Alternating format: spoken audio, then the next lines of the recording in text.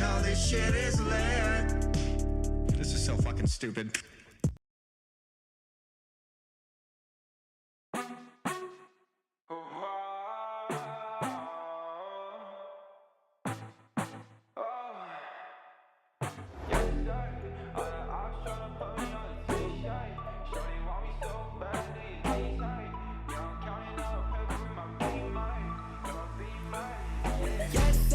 Out of eyes tryna put me on a t-shirt. Shorty want me so bad, do your knees hurt? Yeah, I'm counting paper guap in my beamer, yeah.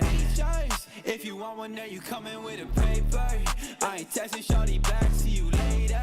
Yeah, you catch me on that gas, I'm a racer, yeah. Lil' shawty, always out of molly, you ain't really got a talk, so like why you tryna stop me, yeah? Hey, nobody finna come and body me. I know what you want, but you ain't gonna come top me, what? Yeah, I gotta check, I'm finna cop Balenciagas. Yeah, I'm living with no stress, I don't gotta carry choppers. Purple Corvette, now I'm riding with your daughter. Gucci camo vest, quit applying, I'ma stop you. Yeah, I've been riding with a gang, I've been shut up with a thing, I've been rolling with the same shawty. Hey, I ain't capping, I be lame, ain't nobody stop my game, shawty. Wanna make it rain with me. Yes, out of eyes tryna put me on a t-shirt. Shorty want me so bad, do your knees hurt? Yeah, I'm counting paper guap in my beamer, yeah.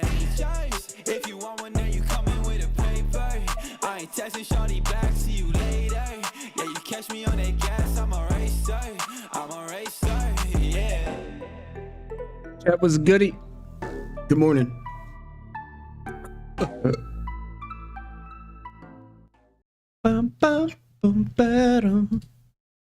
Good morning, chat. How do we do? Good morning. I'm just waking up, man. I haven't even showered. I haven't even done anything yet. These matches will be the end of me. These early. I haven't been up early on a Monday in a very long time, but I hope everyone's feeling well. Yo, happy Monday. Hope you're feeling good. Today we have a little bit of America's / Turkey action. FUT, which is like a Turkish team. Oh, dude, this ending was actually kind of crazy from Heretics and FPX. So Heretics was up by a lot. It was like 11 to 7, and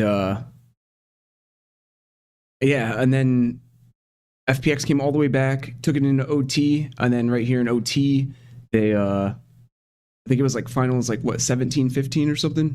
It went high into overtime, so it was a really good it was a banger. Team Heretics just clutched it at the end. Pretty mali, if you ask me. I need some jams to wake up to. Bum. Chat, I hope you're feeling well. So yeah, America's this is gonna be Leviatán. It was ass pass, right? And then versus yeah, the Turkish team, FUT. Ass pass about the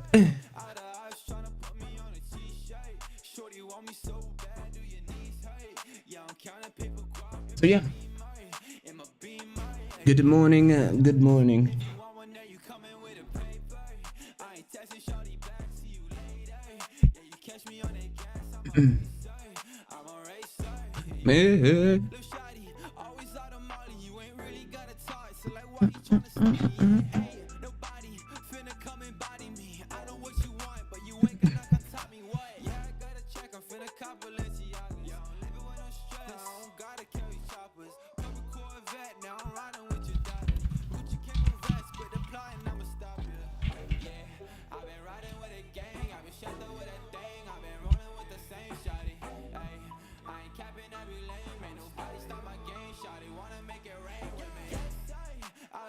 Tryna put me on a t-shirt. Shorty want me so bad, do your knees hurt? Yeah, I'm counting paper guap in my beamer, yeah.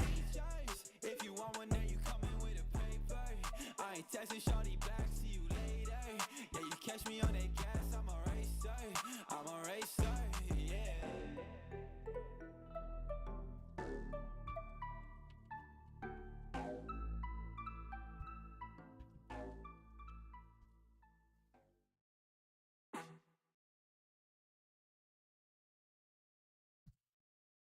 Gotta get in chat here, make sure everything's kosher.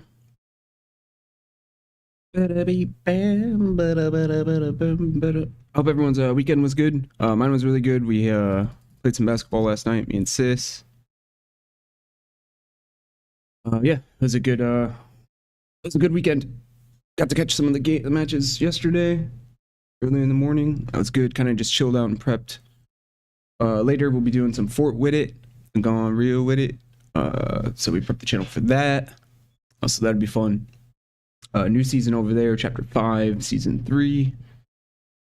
Should be pretty lit. We haven't played any yet. We were gonna hold off till yesterday, but figured we just prep the channel a little bit. All right, chat. Me and Sarah. I might as well just throw it in chat.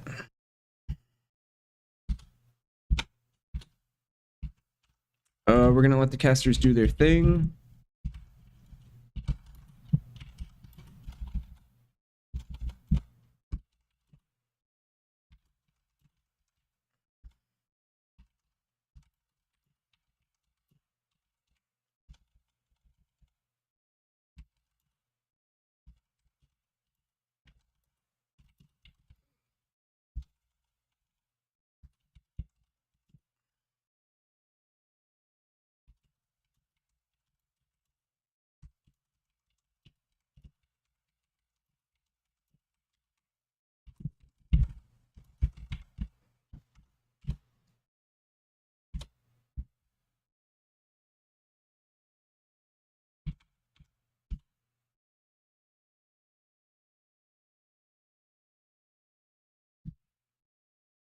All right, let's crank this up. As Wood is just eco-farming his way to 4. Potentially 5, the ace on the other side. Yeah, there's nowhere for him to go. He's stuck. He's caught. He's lit up. And he's dead. Curious. Now spotting another as Wood's got 3 more. What a dominant map win for Heretics. Just came out the gate swinging and never stopped. Wood is perfect, and he's the one that's got to go down. He was a terror in the previous map, and it seems like life is taking over where Wood left off. A massive start for FPX. He's got 4. His timing is perfect. The first shot delivered. The second, devastating. Pushing the smoke, but they pass each other like 2 ships in the night. Patatek back on the swing. Boo falls. Patatek dies too. It's a disaster. Oh boy. That's a cue for him to go. Berlin trying to steady. Wow. Oh yeah, so we're gonna wake up a little bit. I'm gonna get some breakfast in me. I'm gonna make some eggs and some toast and get some breakfast in while we tune into this. Chat, if you're hanging out or come in later, yo, I hope you're good. Hope Monday's good. We got a little early morning action. If you need more information, you can visit ValorantEsports.com. And they have like bracket information, participating teams, who's still in, and such.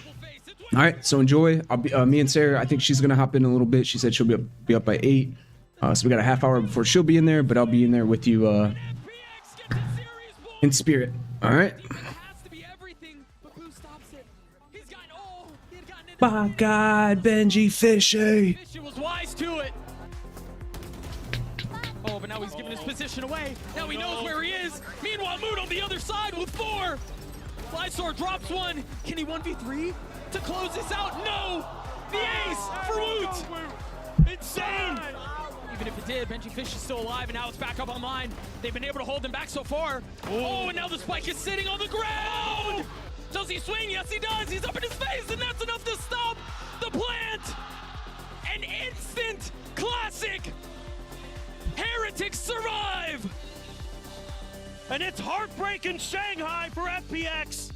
One of the most grueling, intense maps you will ever see. But elation for Heretics.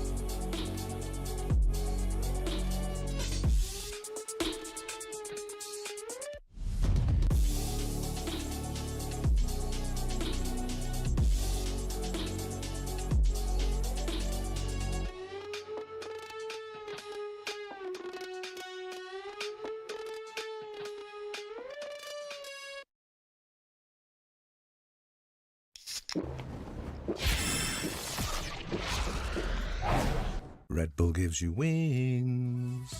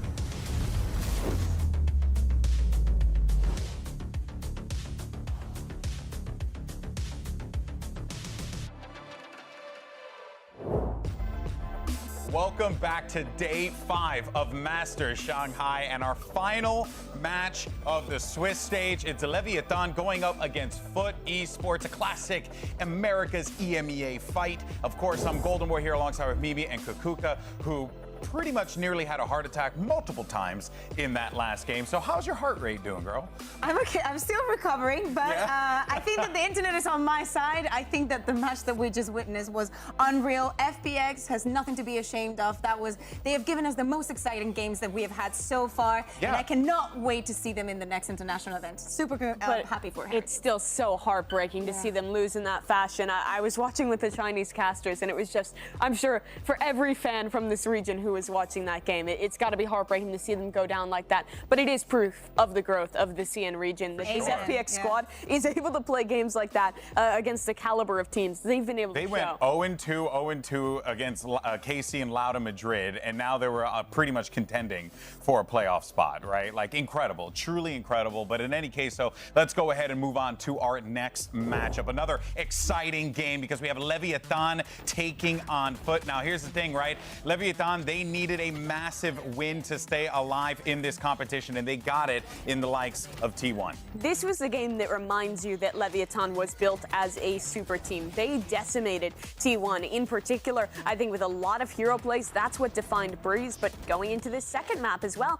Lev had a super strong defense. I think they do a great job of kind of hiding their strong side on this map and having a ton of different setups with the Cypher and then super effective Flood retakes. They were just winning retake after retake. It was really a beautiful, clean match from Lev that has to give you confidence in this team. Yeah, exactly. It has to give you confidence, but also the way that they were playing so comfortably is very difficult to have a preparation so down to the T when you have such little time. But in this scenario, instead of a Lev being like, okay, the things are not working out, we're gonna go home, we see a Lev that is very comfortable with the situation, that everything's going for them. It can't be a shocker, though, with the caliber of players on this team that they're rocking up to a global event and feeling at home. Very true. Very, very true. Well, first, let's go ahead, though, real quick and check in with Tex and hear what he had to say heading into today's matchup.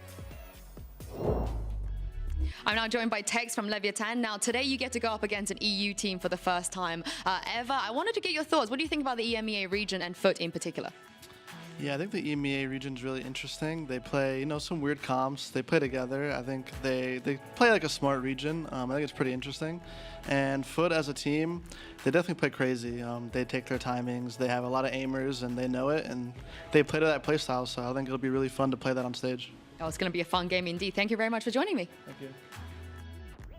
Now that guy right there has been stepping up big time, and we saw yesterday him and Mazzino really have some standout performances. Some could even say that he, Tex right there, he's the Scottie Pippen to Ospas's Michael Jordan. You guys know that reference, right? I have no idea what you're talking about. What does that mean? Good basketball player who played with another really Michael good Jordan basketball player. Yes, basically Michael Jordan what is it like a good friendship? Michael Jordan wouldn't have been as successful if Scottie Pippen wasn't on his team. Scottie Pippen was a big part of that.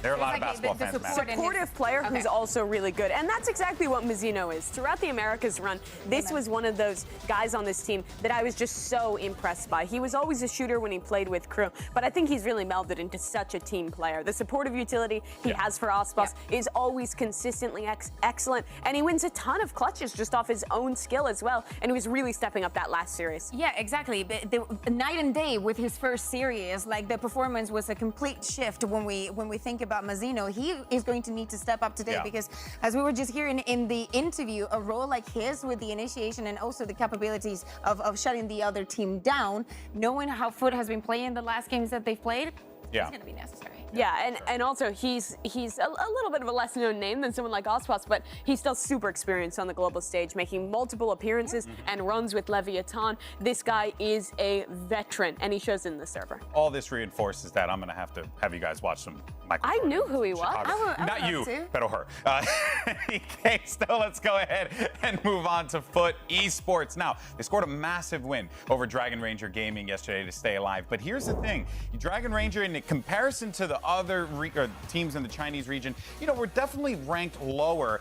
And we saw a squad that came out to play, and they took it to FUT Esports. And I think that probably gave them some pause, because I'm sure a lot of people were expecting FUT to honestly run over DRG. Yeah, exactly. And at the beginning of both of the maps, it was a little bit like that, right? They were running them over. Exactly. On buying so many rounds in a row that went for the side of FUT. But then after the first 8, we see a FUT that are just getting too confident, maybe too cocky to just, we're just going to send it. We're just going to keep running it down, and we're going to close the map. And that is when things started to get complicated. Why cannot you just cool down and keep playing the game round by round? And, you're giving too much to the other team to actually come back onto you. And DRG, we're taking those opportunities. And let me tell you, Lev is going to do the same. And Tex was right. They're a team that takes a lot of timings. Like, they play that like slower EMEA style, but they do take a lot of risks. And I think about against strong opposition, especially when they're playing against a team like DRG, who's great shooters, and that's the same again against Lev. Those kind of little mistakes, missed timings,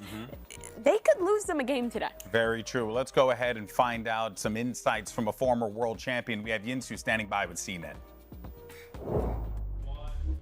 We have an incredible matchup ahead of us today. I'm now joined by CNET from FUT. Now, CNET, the last time you faced Aspas at Champs, he eliminated you from that tournament. You're going to play against him today. Is there anything you want to say to him? Last time we played against him, I played better individually, but he eliminated our team. I hope this time he play better, but we eliminate him. Oh, okay. I can't wait to see it. Thank you very much. Thank you very much, CNET. Well, we have been blessed with a second face-off between two world champions, CNET and Aspas. Now, their last meeting was an awesome match at Champs last year. Every game went 13-11.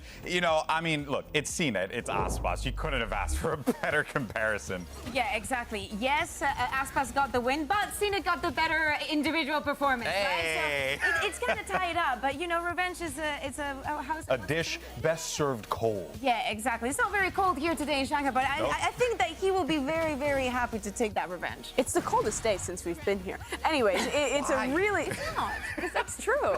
But it's really an incredible matchup that we have ahead of us here. CNET, I think most people, after that peak when he won Champions, thought there was going to be kind of a fall-off. He goes off, he plays with Na'Vi. We see him struggle for a while. But now he's on a FUT roster where he looks really comfortable. And it's the first time we really see him super happy, super involved with his team. And also just shooting back to that level when he won a championship. And it's really the same for Ospas as well. I think it's not the same for CNED because last year, even though he was with Navi and he was trying to experiment a bit, he was never comfortable. He was always in the back end. Now this year, he is the one making and proposing, let's do something different. I want to be better than just a Jet player. Yeah, but then, you know, you got Leviatán's Ospas, who has always been comfortable in every single role, every single situation that he puts himself in here. And Mimi, I mean, this is going to be a fireworks show between these two teams. Yeah, both of these teams really, you'll sometimes see rounds just evolve into individual stuff. They're also both very similarly built, where they put a lot into enabling their duelist player. They give a lot of freedom. This is the most free we've ever really seen CNED in a roster.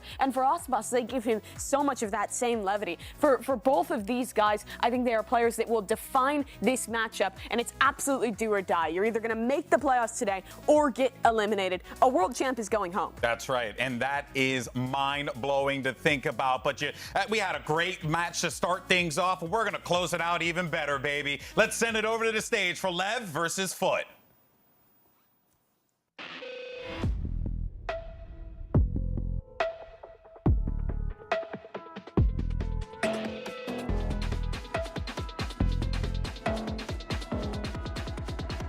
We gotta stay away.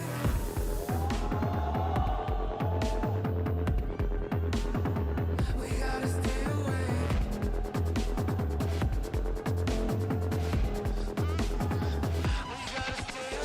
Leviatán. FUT Esports.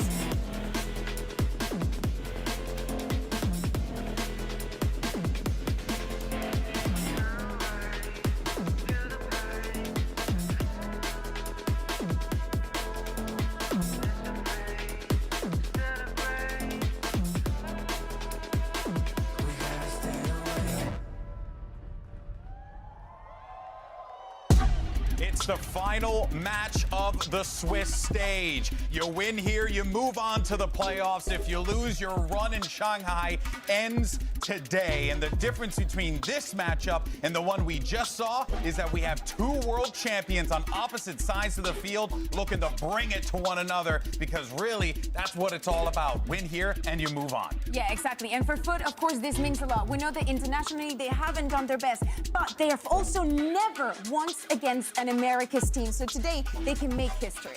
And as we look at the map, Vito, here, we're going to be starting off in pretty familiar territory for both of these teams. On Sunset, that'll be the choice of Leviatán. They've had a really good record on this one, 4-1, after kind of playing on this breach gecko composition, which I think they implement really well. Their defense side in particular, they showed some excellent retakes when they started on the defense in their last game. That lead brought them to a dominant victory against T1.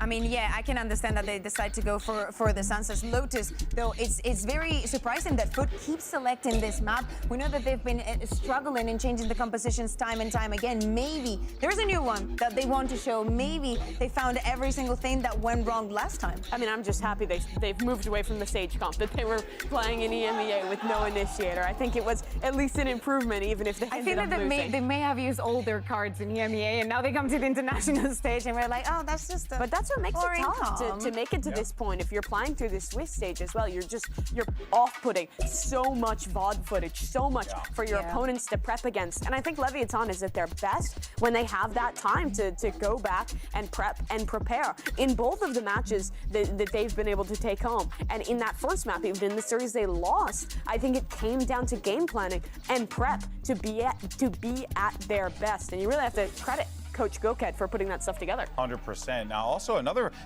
familiar, I shouldn't say familiar, but interesting thing here is that you are going to have this crowd white hot for Leviatán, because there are a lot of people who are Ospas fans in the crowd. And we saw how much that played a role in that first series. FPX were just really feeding off of that energy to will them back into the game.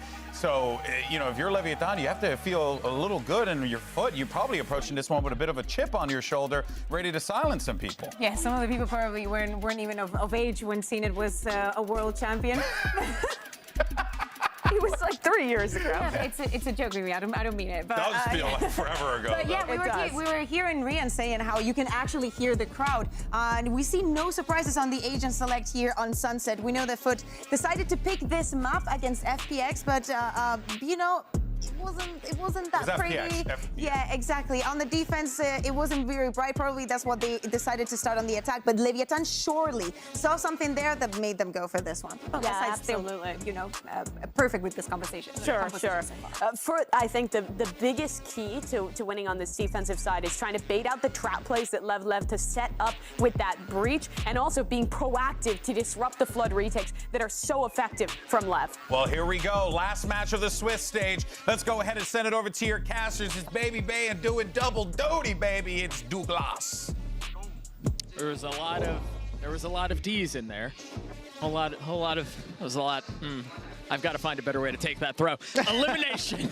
Elimination on the line. And honestly, for this to be how the Swiss stage closes, Dre, I could not possibly ask for anything else. Yeah, we got two ex-champions going head-to-head against each other. It's perfect. And it's going to be so much pressure from both sides. Elimination game. And you got to feel like FUT. I mean, they haven't been playing with an advantage at all. The home crowd has always been against them. Two Chinese teams. Now it's Aspas. Yeah. Full support. Speak of the devil. He will be getting first contact. Breaking that Roomba early on and just wants to give it there. A very slow approach from FUT, who got completely obliterated the last time they played this match against FPX. Team we unfortunately just had to bid adieu to. This is an awesome pistol round already from FUT, but the timing might not be there for them because Lev already ahead of this. That chip did not get broken. Cage trigger. They made a little bit of noise, but yeah, you're right. I don't know that it was enough. Lev have already put a lot of their defenses back here. Mazzino's looking to reposition with the utility that he can try to dump out onto the side. Meanwhile, FUT not really having created enough space to get out of elbow. Up until now, it's Mr. Fallen to tip of the spear. The first one to go. A flash in the face of Tex, and he cannot stand strong. He cannot hold on. And now it's on to King. A 1v5 and a disastrous start for Lev as the flawless round goes the way of FUT. And another pistol round win for Mr. Fallen and FUT. They had an 80% win rate on pistol rounds this entire tournament so far going into this, and now it's even higher. They've been so good in these, man. And it's all off of him. Not only does he cook up the strats, but that breach C that he had on the comm there was nowhere for him to go. It was perfect.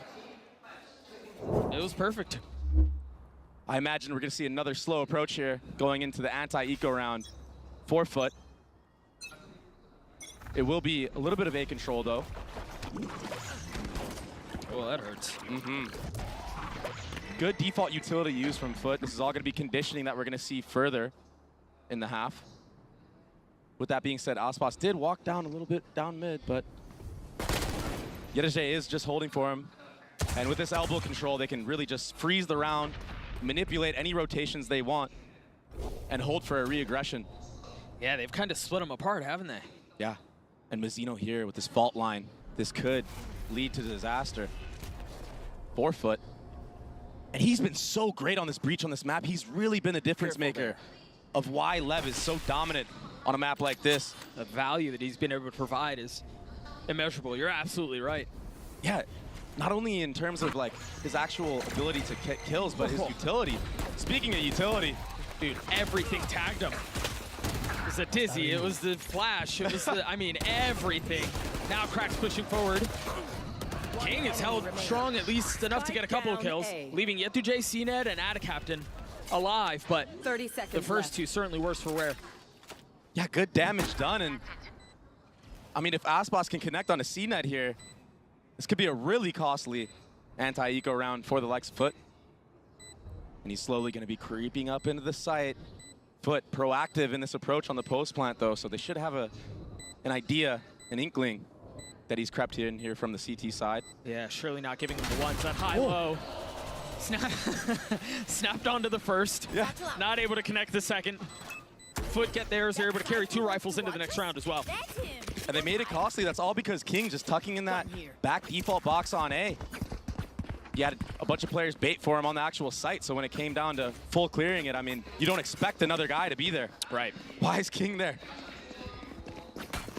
This will be a very important round for Lev to get on the board. And I imagine we're going to see a very similar approach to a lot of these rounds from FUT. A very slow start. See what's going on with their default. Look, that's that default utility that was conditioned in the previous round, but King is ahead of this time because he's playing in that elbow area. And he does this quite a bit. Well, he himself will do the one-way jump spot. He has the Omen flash if he gets contact anywhere. Meanwhile, they're playing for contact on the other side. Aspas with the paranoia in his face, had a captain TPing forward, and Com's there to punish. And that's that fault line from Mazzino, punishing out a captain. And Tex. It's from such a distance. How much more can they find? They've thrown the brakes on this round. Panther J and Mr. Fallen with so much to do, and yeah, it's just gotten a little bit easier, and that's now 2 down. You have to imagine those are 2 guns they're going to want going into that next round. Nobody else right now wants to go down for Lev. Otherwise, I mean, they're not going to really have much of a buy. Yeah, it gets really messy there. They're going to be slow peeking mid by themselves. The first one falls. Yet to J with 56 HP. Now left in that 1v3 with Outlaw in hand still. They found my wire. And I like the way they're playing this. It's very disciplined. They're not swinging into him. They even drop the paranoia, but King's position given away. Pulled between his eyes. That was a nasty shot from Yeduje. Sitting at 4-0 already. Whoa! He's gotten high ground, and he's gotten it down to 1. Com has to pull this off on his own. He can also just be patient with it. He's got to take the fight! And he lands that shot, the Red Bull clutch for FUT. What a start! It's disaster for Lev. They had the round won, but they were too eager to keep going for kills in mid. And the Outlaw could be so strong. I mean, this shot, this was so cold against the champ. And then he just diffs Com in the 1v1.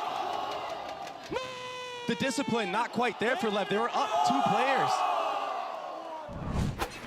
That is not how you want to start this series. But Doug, we've seen this before from FUT, where they acquire a big lead and then they just let it slip away. Yeah, true. Yeah, you're not wrong about that. That fault line coming out from Mazzino. We've mentioned it a couple of times, how good it is, how effective he is at using it. Ada Captain creeping forward. Mazzino spotted, now killed. I know exactly where you are. I must wait a moment. All intel the way of FUT right now. They see that A site's open and CNET is able to take that B just for free. This is looking like a whole new team from FUT. The pacing, the scaling. Meanwhile, Lev starting to have to reckon with these demons that have caused them problems. Really, the majority of the year. A team that feels like gives up situations that they really shouldn't, advantages that should be theirs, unfortunately go the other way. They're gonna have to give a bit of the same medicine back to FUT if they want to win this round.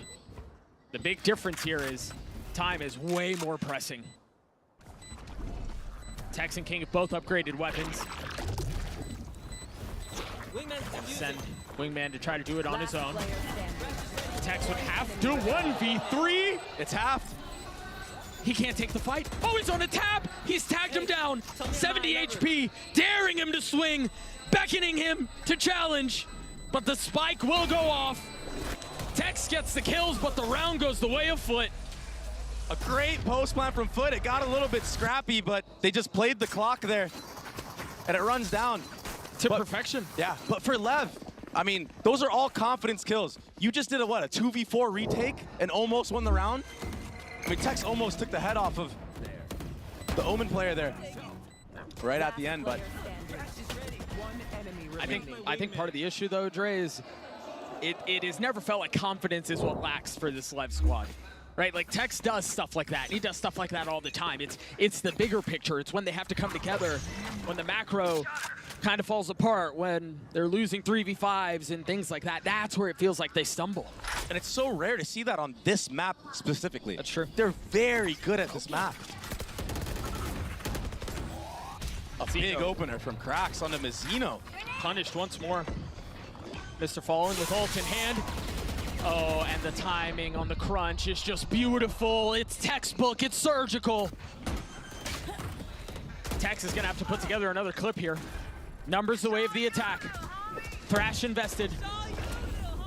A whole lot of homies on the map right now. A little bit of value found. A 2v3. Tex is caught.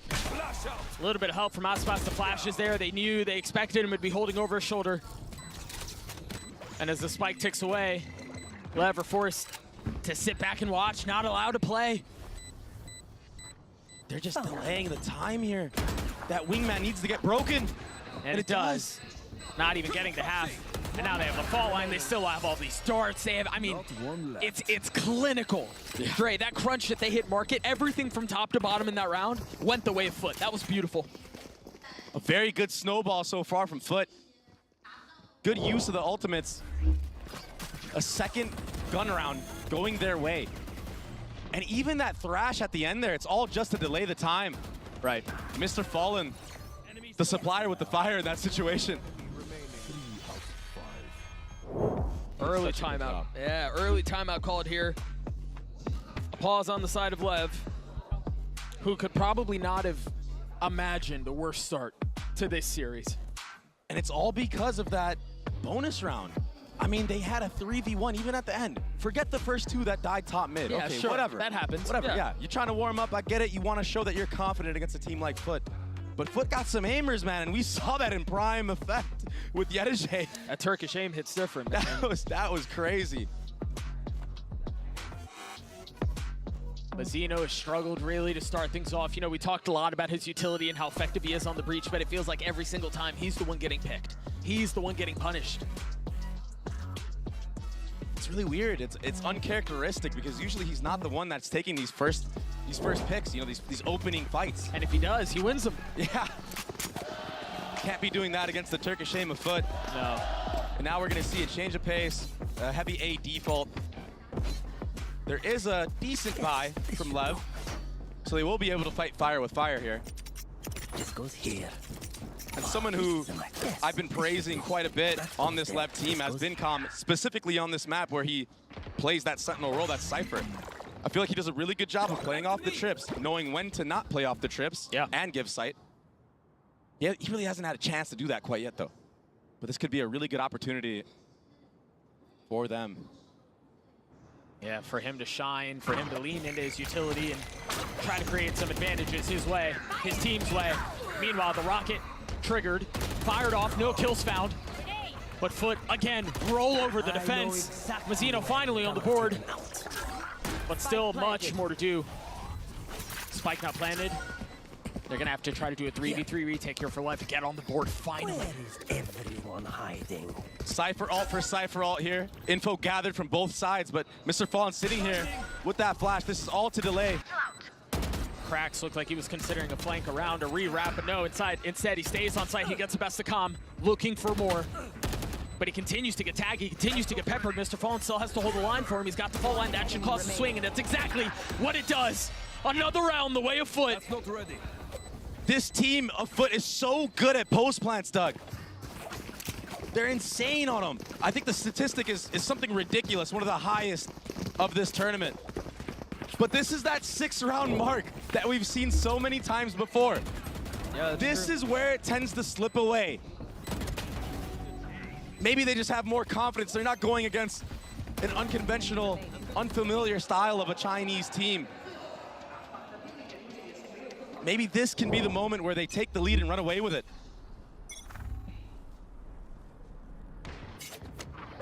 No real ults. I mean, Cracks is more than halfway to his, but Mr. Fallen nowhere near. CNET nowhere near. Another opener the way of FUT. This is the FUT we all know. They contact in. My goodness. And then they explode like this. That was so decisive. Drop the spike. CNET just soaring through the site, smothering the opposition. You can't play anywhere on that site. No, not at all. But then what are you gonna do? You're just gonna play off and try to retake with pistols? I mean, it's a damned if you do, damned if you don't. Yeah, when you don't have the guns in your favor, I mean, sometimes you gotta just go for broke. And I don't imagine that Aspas will win this 1v5 or 1v4, I should say.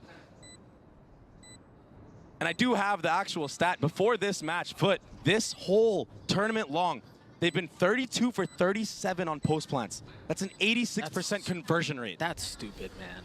And then you think about that and you're like, how have the games even been close? Yeah. How are they not even in the playoffs? Yeah. They shouldn't be here. Right? If they keep winning like that, I mean, they just have no business being down here. Maybe it was nerves before, maybe it was something else, but they're not slowing down right now. No. Up 7-0 against the number 3 seed from Americas, a team that was built to compete for championships. This was not a team with expectations of being sent home in groups on the international stage. I mean, you've got some heavy hitters here. You've got 2 world champs. You've got Calm and Aspas on your team. You got King, who was the brightest spot on Leviatán last year. Yeah, my brother. Here. Tex comes through Ascension. He's the real deal. He continues to improve. He continues to impress. This is a team that shouldn't be in this position. And it felt like they really turned a leaf and that they were like unstoppable towards the latter end of the season and in that playoff to qualify for this LAN. Yeah, it seemed like they'd figured something out, but it's almost like they left whatever they learned back home. Look at this contact style. Usually stuff like this can work against you, but that's Mazzino falling again. That's what we've been saying. And now all that utility that we've been talking about is ineffective. Oh. Wait a second. This is dirty. He's waiting for the other. Heard 2 sets of footsteps. Only is able to get 1. A 5v3. Again. They just need a death ball here. I imagine they might even invest another Thrash here. Just secure the round. It's the rich getting richer, man. Yeah. They have so many things they can lean into. They have so many advantages. Great fault line. And the tag under the cam was really nice into the smoke. Calm's able to get 2, but has to run away. Traded though. A 2v2 now. The spike down. Aspas has his rocket. Right on cue, triggered. Looking for a target. He's got to find it. He tries to get him top. Add a captain. Snuffs out the wick. What was that? The captain taking things into his own hands. Aspas, it's so rare to see this guy sitting at 1-8. Right there. But now you know why. That was a showstopper right there. He just gets his head taken clean off. Careful now. And Calm did such a good job of bringing this round back.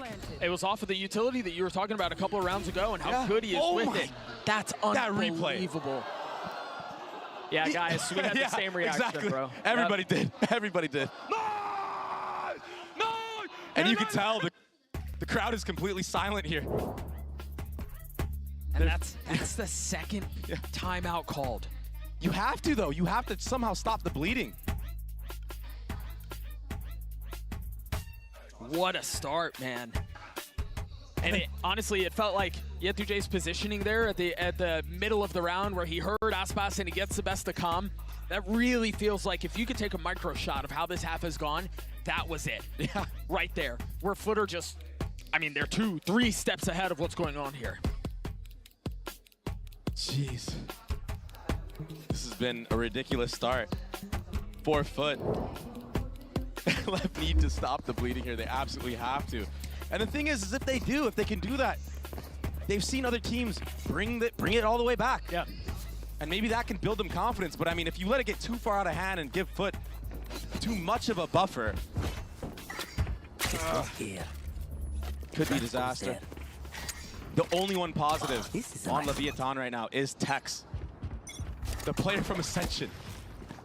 Meanwhile, something you said earlier, I mean, you're absolutely right about, man. When was the last time you saw Aspas 1-8? I have no clue. I don't think I've ever. But FUT has just played this to perfection. The slow, silent walk and approach has been working really well against Leviatán. Maybe they're just not warmed up, not dialed in on their crosshairs quite yet. Oh my gosh. He takes himself out with that showstopper, but he gets one for ones. The problem is nobody cares about whether or not you were warmed up on that day. Yeah. Nobody remembers that. Thrash invested, cracks clearing space. Atta Captain should be able to fill behind it, or he's just going to hold on to mid. and continue to cause problems.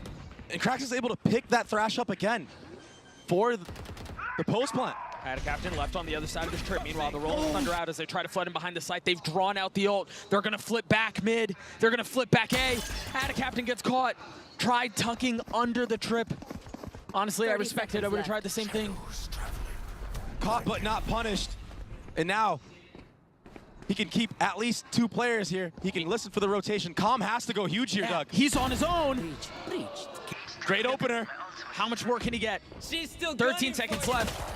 They're comfortable slowing things down. They realize time is on their side. Now the ult's invested. Keep an eye on Captain. He finally falls with 5 seconds left. Thrash on the way. Calm not able to hold the line. Spike down just barely. And Tex falls. 9-0 the way of FUT. That was their best chance. And that one's gone out of hand too. I mean, when you think that you've taken so many left turns, surely it's going to go right sometime. But it's just not happening. A 9-0 lead. And a great fault line. A great setup for that market split. And then baiting out the breach ult. It was perfect. From Mazino. It was perfect. Falling back. Oh my gosh. But still, the trading is not there for Lev. It's that discipline that I was speaking of earlier. It's just not there. It doesn't seem like there's anything there for Lev right now. Tex, the only shining star, gets taken out. The trades once more going in favor of FUT. And another free bomb plant, man. This is such a showing right now. Krax will get a little bit closer to having his ult online. Did he dink him? He dinked him on that fadeaway tap. I know exactly. But Aspas finally coming online, getting 2 big kills. 3v2, the way of the defense, but 6 HP among 2 of the members. And the spike is sitting on the other side of this. They're going to have to frag their way through Leviatán if they want to win this round. The thing is, they've done it at every single turn. And now an attempt to do it again. Aspas clearing the cam, looking for the fight. Yethuj waiting on the other side of the box. The fault line will connect. The swing will come through, and Aspas will fall once more. I just don't understand. King ulted all the way to B site. Yeah, I don't know. He left Aspas on an island. And Mr. Fallen. 30 seconds left. I mean, I thought it was Mazino who had great breach utility, but it's actually Mr. Fallen that's been the one with the great breach utility so far. I don't know if King thought the hit was going back B and they had rotated out. I'm not sure. Yeah. Was it a misclick or something? That's you cancel that. That's a huge blunder, right? And they knew they had bomb as well. So where are you going? Enemy remaining. This is so uncharacteristic of King and the rest of the squad of Leviatán. I mean, Tex looks like he's the only one that came here to play for map 1. Aggression down mid again. Aspas did this the last round, but look at the utility to stop him. And then this! Captain holds the line. 2 down in the face of the aggression. A tragic start for Lev. Amateur. They're still able to find a little bit of value playing around Com's cages.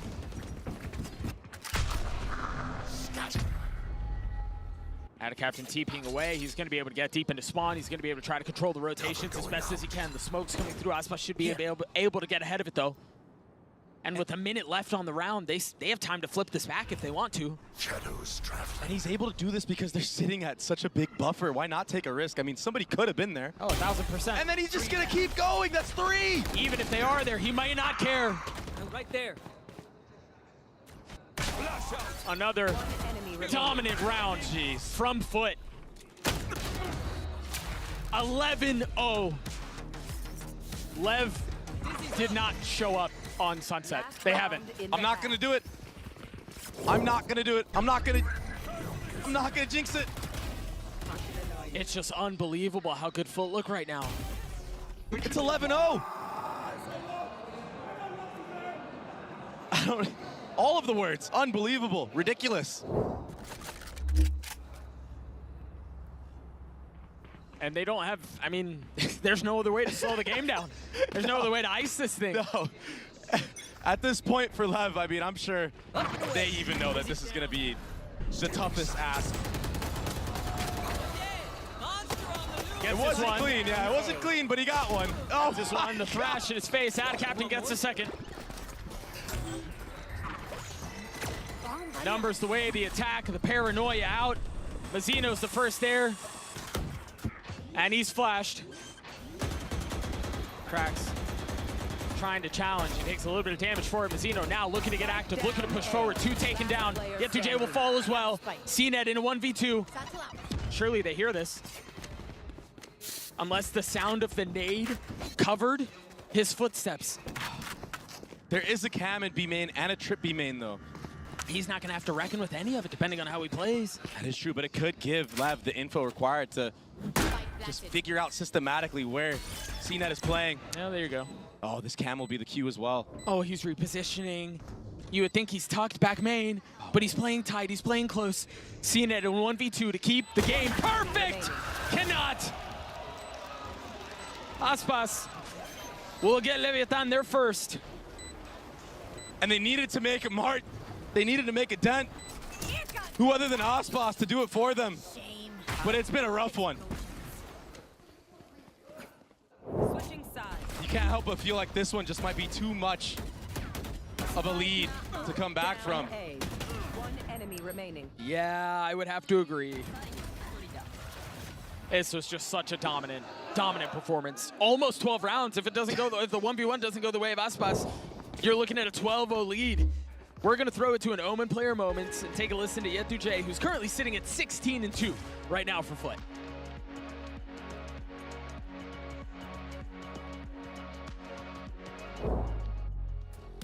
Hello guys, I am Yet2j from FUT Esports. Yeah, it was so hard. We wasn't expect that much harder, but we win, that's all. When we lose first match, my coach said like, just play your game. That happens, like we can lose, we can win. Just try to be team, support each other. My mentality is like, we can lose every match. We can maybe eliminate it today. But if we lose with good gameplay, like if we lose because they are better, that means like that's a lesson for us. We're gonna be just upgrade ourselves more. Swings back in and connects onto Luke. Cracks has gotten 3! How in the world does he get away with that? I'm so happy to play again Leviatán. I think it's good and it will just upgrade us. I love Aspas so much. I really like him gameplay and I'm just waiting for him to come my traps and die. We're gonna win next match. That's all.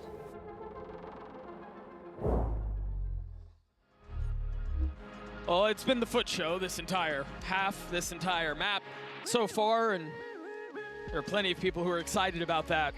11-1, the way of the number 3 seed from EMEA. Lev look lost, they look like a shell of the team that qualified for this tournament. FUT look way more comfortable now going up against a more conventional style of play. And it's night and day.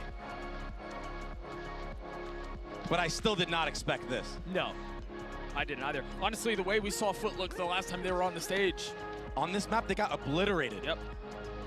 Like, not even close.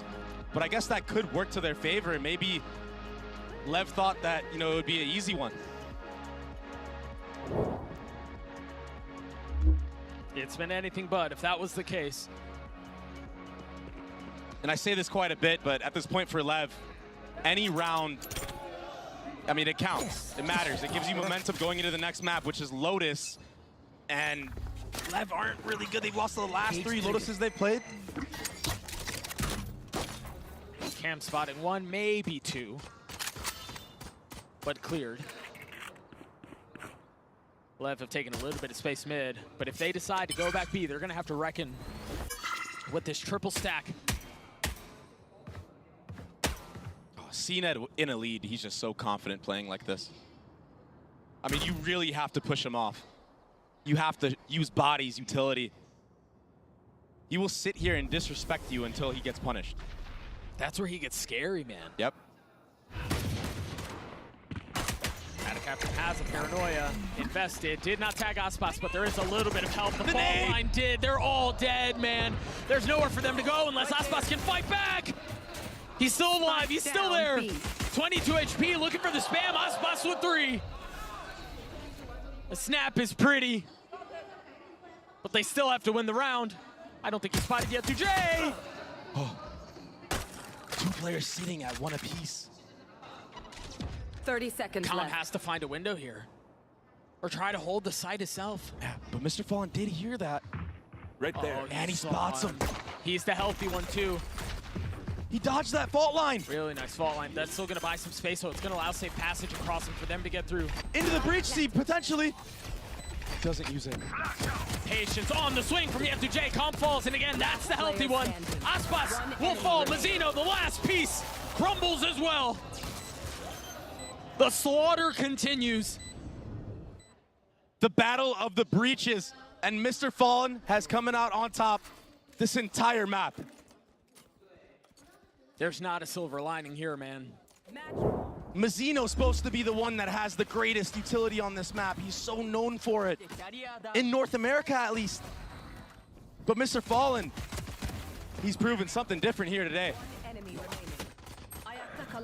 The F2J did such a good job playing around that breach utility that you were referring to. Yeah. Gaius is all smiles, man.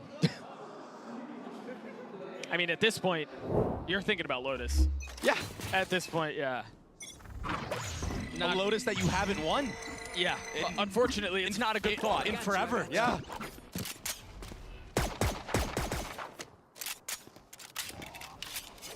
Right, so Lev obviously have to force. Yeah. They got a couple of stingers, a guardian for Aspas. I mean, when in doubt, stinger it out. You know. Is that how the saying goes? I mean, it has to go that way this time, right? Surely. I mean, listen, if you're just getting diffed in like the actual aim duels, maybe the run gun would be the deciding factor in winning a round. Get a little RNG for you. Hopefully. Play the game in your favor. Yikes. Oh my gosh, cracks. It's a blender. It's disaster. Gun here. Last time we saw that from him, it was with the Sheriff. Yesterday, today it's with the Bulldog. But the outcome is the same. Full control, my friend. That's how the saying goes, right? I think so. So Tex left a 1v3 to prolong this map a little bit more. Snap the spike, Committing to the spike plant. 30 seconds left. Using util. No challenge. And he gets hit by the fault line. I mean, this guy, this breach play from Mr. Fallen needs to be studied. I don't know that he's missed. Oh my gosh, another one. I don't know that he's missed a single bit of utility, but it might not matter. He gets his one kill, but that was rough for Lev. And you know what it was? The most decisive map of this tournament so far. I mean, that's exactly what that was. It just doesn't get any easier than that. Unbelievable. 13-1. We're headed to Lotus. We'll see you guys on the other side.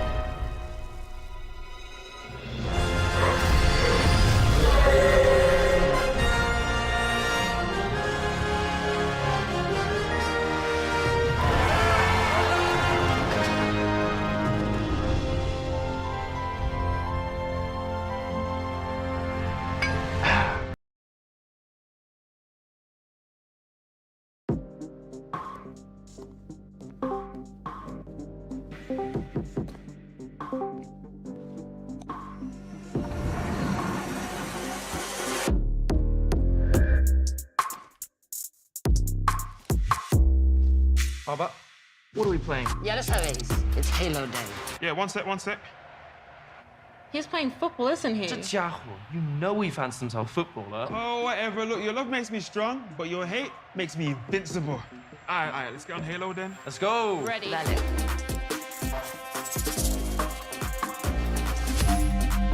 You went back this time, right? Chill, chaval. I won't ghost you this time. I'm going hallway. I got right. Uno fuera. Oh, another one down. Lock in. Next kill wins it. Where is he? No lo veo. Nisha, you hear that?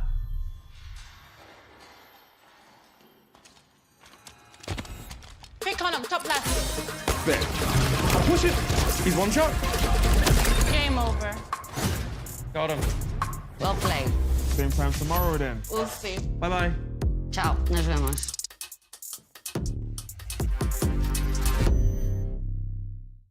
Big number, Simeon expensive jumper. This money make men feel younger. My squad rough like big pumper. Bow. Them again. P money and Hamdi, them again. P money and Hamdi, them again. Seen them before, one, see them again. Top man's crowd, can't see them again. Gal at the front, one, free them again. Real bad boy, man, a G to the. Real bad boy, man, a G to the end. Bow. Them again. P money and Hamdi, them again. P money and Hamdi, them again. Seen them before, one, see them again. Top man's crowd, can't see them again. Gal at the front, one, free them again. Real bad boy, man, a G to the G to the. Real bad boy, man, a G to the end. I was gonna go with the eggs, man, but I wasn't feeling it, so we just threw together a salad.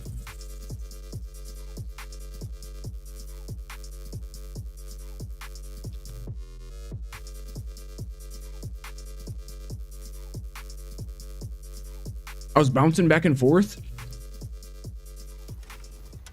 That's crazy that they went 11-0 there for a minute. Steamrolled.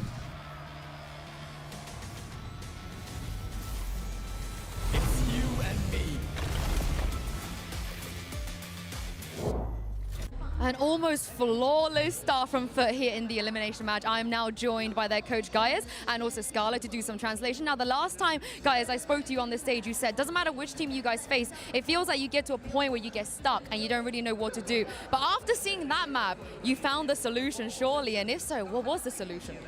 Guys, tebrikler. Neredeyse mükemmel bir mücadeleydi. Bir önceki röportajda takım fark etmeksizin, rakip fark etmeksizin bir noktada sıkışıp kalıyormuşuz gibi hissediyoruz demiştin. Bu maç farklıydı. Yani bir çözüm bulmuş gibisiniz. Neydi? Çözümünüz nedir? Çözüm sadece Leviatán Kuru maçındaki analizdi. Çünkü Kuru Leviatán'ı çok iyi analiz etmişti ve güzel oynamıştı ama sonuca erememişti. Biz de onlar gibi oynayıp bir atarlık kurşunumuz vardı. O da işe yaradı. Açıkçası bugün çözüm Kuru'dan geldi. Kendi oyunumuz değildi açıkçası. To be honest, the solution came from Crew. In the Crew Leviatán match, it felt as though Crew really analyzed them super well. So we analyzed that match and our solution derived from them. So this is not our gameplay. It is mostly derived from them. All right, well, shout out to Crew. Thank you very much, Scarlett. Thank you, guys. Look at that. Crew just absolutely inspiring people I mean, from afar. It showed, though, the game plan there was incredible from FUT. I mean, they're already a team who loves these really slow contact plays into late pops, but that's what made the game plan for Crew as well. So actually really cool for Coach Gaius to let us into the prep a little bit there, and a fantastic map one for them. Yeah, for sure. I mean, absolute flattening that we just saw from FUT on Leviatán. Did not expect that at all. And part of it, I mean, was just these immaculate plays that they were making. Everything was clicking for them, Kakuka, but just the post plants were disgusting. Time after time, like the utility from the initiators was so good, and round 5 is a very good example of how curated this rounds were, how the utility is being used to let literally no space for Leviatán to even think of what to do. Yeah, this round was so cool, right? They're setting up for the late split with the Cypher, then it's kind of this next layer with the Gecko ult, then it's the next layer with the Breach flashes pushing in, and then they're just falling back into main and playing the post plant. I think whenever FUT is playing post plants on really any of their maps, they show a lot of really good understandings of the different stages of the post plant. When to play forward, when to fall back, when to rely on the utility. It's really well drilled stuff from them. Yeah. that was beautiful. Yeah, it's beautiful to see, but to me, like, two players that we have to talk about are Mr. Fallen. We just saw him there. His and Yuka was Cracks. insane that match. Like, every single time that I watch one of those attack rounds, and I just see Cracks getting ready to use the utility, but then he goes and gets an opener. Like, it made no sense. Then he also has to super clean utility, plants the spike, supports the teams, gets the kill. What else do you need from him? Is he making breakfast for them as well? Because I don't understand. And then the next layer is that, oh, you think you have a nice shot? No worries. Mr. Fallen has a stun ready for you. Doesn't matter where you are. I want to be invited because Medemin's delicious. Yeah. This is the first year where he's like unlocked all the agents. Yeah. Besides just playing KO. I feel like we only ever saw this guy playing KO, and they always built all their game plans around it. But he's picked up so much more in the get-go this year, and I actually feel like his util usage on that agent is stellar as well, especially the way that FUT was kind of balancing the timings with that 10-second cooldown on Dizzy to go for a lot of these re-hit rounds. It's really well-constructed stuff from the whole team. But also, you mentioned Mr. Fallen, but the calling there was good, and also just his individual performance. Just, I mean, you can't say enough good stuff about that map for FUT. Yeah, I couldn't agree more. Yeah, it was a 13-1. I mean, it's just absolute insanity there. But let's actually go ahead and hear from the coach of Leviatán as we get ready for map number 2. I'm now standing by with Coach Gokid from Leviatán. Now, the first map felt like a very uncharacteristic performance from you guys. So what do you think went wrong, and how do you fix that going on to the next map? I think we were playing really bad advantages. I think we had really good reads where they were going, and we were still like not connecting on how we want to play. So we were just checking how we want to play the situations coming forward, how we normally play them, and we need to really step it up if we want to take map 2. Oh, it's only that could do it. It's you guys. Thank you very much for joining me, and best of luck. And step it up, they definitely need to do, because at this point, like the mental, you have, for the sake of the mental rather, you got to push that game to the side, because that just is, as I said, very uncharacteristic of them. But now we make our way over toward Lotus, and I don't know, I feel like all the momentum is riding for FUT. Hear me out. Quick call to G2. How did you do it? Because it was in Lotus again, even though they started with a 3-9 half, they managed to bring it back. Valen, hook it up. How did you do it? Yeah, I mean, they're going to have to try and learn. Maybe they'll get the phones out, maybe something else. But that was an incredibly disappointing map 1 from Leviatán. It seemed like everything wasn't working. You have to give credit to FUT, but there was a lot of mistakes from Lev. I think their defense started falling apart. The individuals weren't on point. But this is a world championship caliber team. There are experienced players on this squad. They're still going to have to dig deep, though, because they have had a tough recent record on Lotus. I believe 3 in a row lost, going into a FUT that has also struggled on this map. Yeah, exactly. For this, the head-to-head that I'm looking at is mostly the Sentinels, especially with FUT starting on the defense. I'm looking at Yetijay. We remember what happened on that round 3, that 3v1 that he wins on the previous map, and probably starts to snowball for FUT. If that is to happen again, it's a very, very scary prospect, especially with the Leviatán's result the other day against Genji. FUT broke ground at Champions last year by making their first ever playoffs at an international event. They have a chance to do it again and make it a playoffs without 2 of the world champions attending this event. If Lev want to stay alive, they have to dig deep on Lotus. Oh, indeed they do. Let's find out, though, if Leviatán can do this. Can they force that map 3? Let's send it back over to your casters. It's Doug and Baby Bay. Thank you so much, guys. Yeah, I think Mimi put it very, very nicely. The potential, the potential for history here for FUT. To be able to qualify into the playoff stage once more, to be able to qualify against a team that, again, was built for championships, that has arguably the best player in the world on it, that has a world champion alongside him, it would just be ridiculous. Yeah, FUT have the chance. I mean, and they're in a prime position to honestly send Leviatán packing and Aspas packing, and that's so crazy to say out loud. And this is their map pick. And with the way that the last map went, I mean, CNET is already so confident on the Jet on this map. When you're playing against a confident Jet, it's going to be so tough. I guess the one benefit about getting beat as bad as you did on the previous map is you just kind of forget it. Yeah. Right? I mean, you have to. Yeah. But look. Oh, no. And that's against Aspas. Making a statement right now with CNET. I'm the real champ. Those memories are coming back real quick. He might not be the people's champ here, but he was a champ at some point, right? Just a massive start. Aspas again forced to just sit there and watch. And Leviatán try to find a desperately needed pistol. This contact approach towards A. There's just going to be so much delay here with Ada Captain and Cracks. Yeah, he's got the fault line ready right now. As soon as there's contact from Ada Captain, you imagine the fault line will come out. And it's going to be off a contact as well. 30 seconds left. This is a little nice though. I like what they're doing here. They tap on the door, they insert Mazzino, or at least try to insert Mazzino, but then they turn their attention B. Spike planted. I would have loved to see Mazzino just stay in that tree area. But I mean, there's no way he could know. No. Now he gets the info. One spotted. Look at this approach on the retake from FUT. It's so patient. Wait, Texas swinging back around. Lands the shots on Ada Captain. I thought he was dead. Com finds another. Lev with an advantage, and this is where Lev's coach was worried. They didn't play their advantage as well. Is it going to happen again? Oh, it certainly looks like it. Com keeping things interesting, keeping it competitive. He's the last one alive. No problem. And FUT get the pistol. It's heartbreaking. Lev brought it back. They have the post plant, but they can't hold. And it's not like FUT are like the best retake team. They have one of the lowest retake stats in this tournament. I mean, yesterday, yeah, they probably won most of the retakes that they have from yesterday alone. I guess that prepped them for this moment. One enemy remaining. Another advantage. No problem.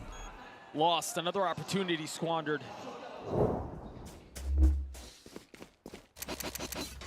And again, as much as you need to try to forget the last map, FUT are going to do everything they possibly can to remind them of it every single round. Lev choosing to rotate back A. Lean heavy into it. You've got a turret that's watching the middle of the map. With CNED not far off. Such an interesting Viper wall choice from FUT. Yeah, it really is. It basically cuts off the ability to split B as well. You have to check both sides of the wall if you decide to turn back around after being stuffed by the Viper and the Cypher on the actual A site. And that's so miserable to do, because if you're trying to hit a split B, you're trying to do it quickly. You don't really have time to slow down and check all your sides. It's a really nice wall. Fault line to stall. Ada Captain trying to play on the site. Ooh, dropping Tex. It just looks so effortless, man. Even a one-way. Yep, the Jace playing around him. Ada Captain with 3 on the round. A flawless round for FUT as they get their second. And now is when Lev need to start piecing something together. They've got to win this round. You cannot afford another snowball, not after what happened in the previous map. But Doug, I'm so impressed already. I know we're only 2 rounds in, but all the protocols on that A site, they look good, man. Yeah, falling back after we get the first kill, popping the one-way into tree, and then fighting the same angle together, and then you have all the rest of the breach utility to stall the lane push.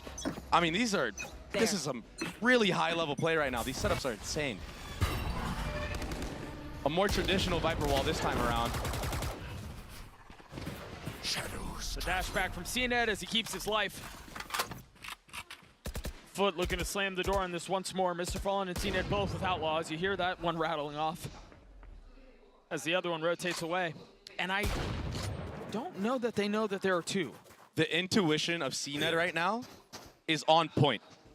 When Jet players are in this zone, when they're in the flow state, they're going to be everywhere you're hitting. Well, now they know there are 2. If there was doubt before, they know it now. He was just at A with them. If he goes back to A, I don't know what I'm gonna freak out. Well, and that's what I'm saying. Mr. Fallen was continuing to shoot while CNED was rotating back C to suggest that the Outlaw was staying here.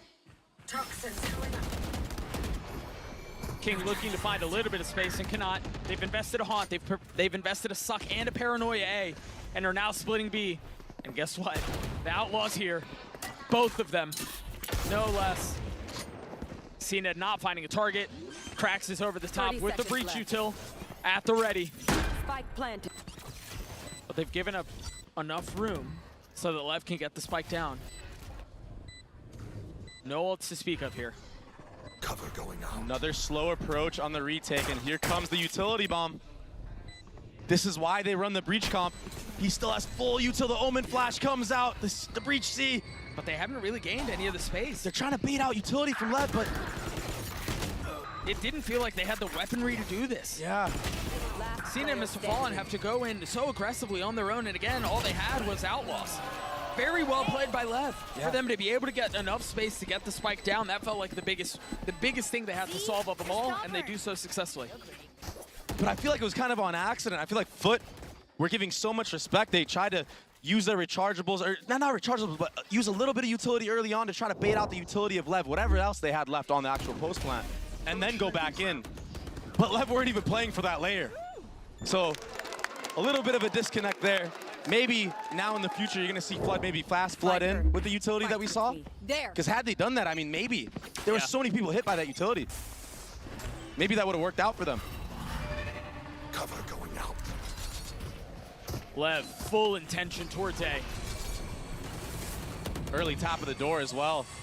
They've even set a trip in Worm because of how often Lev liked to hit the split B. Yeah. Doesn't seem like they're interested in that this time around. They've scaled all the way up into stairs. Cracks have to be careful.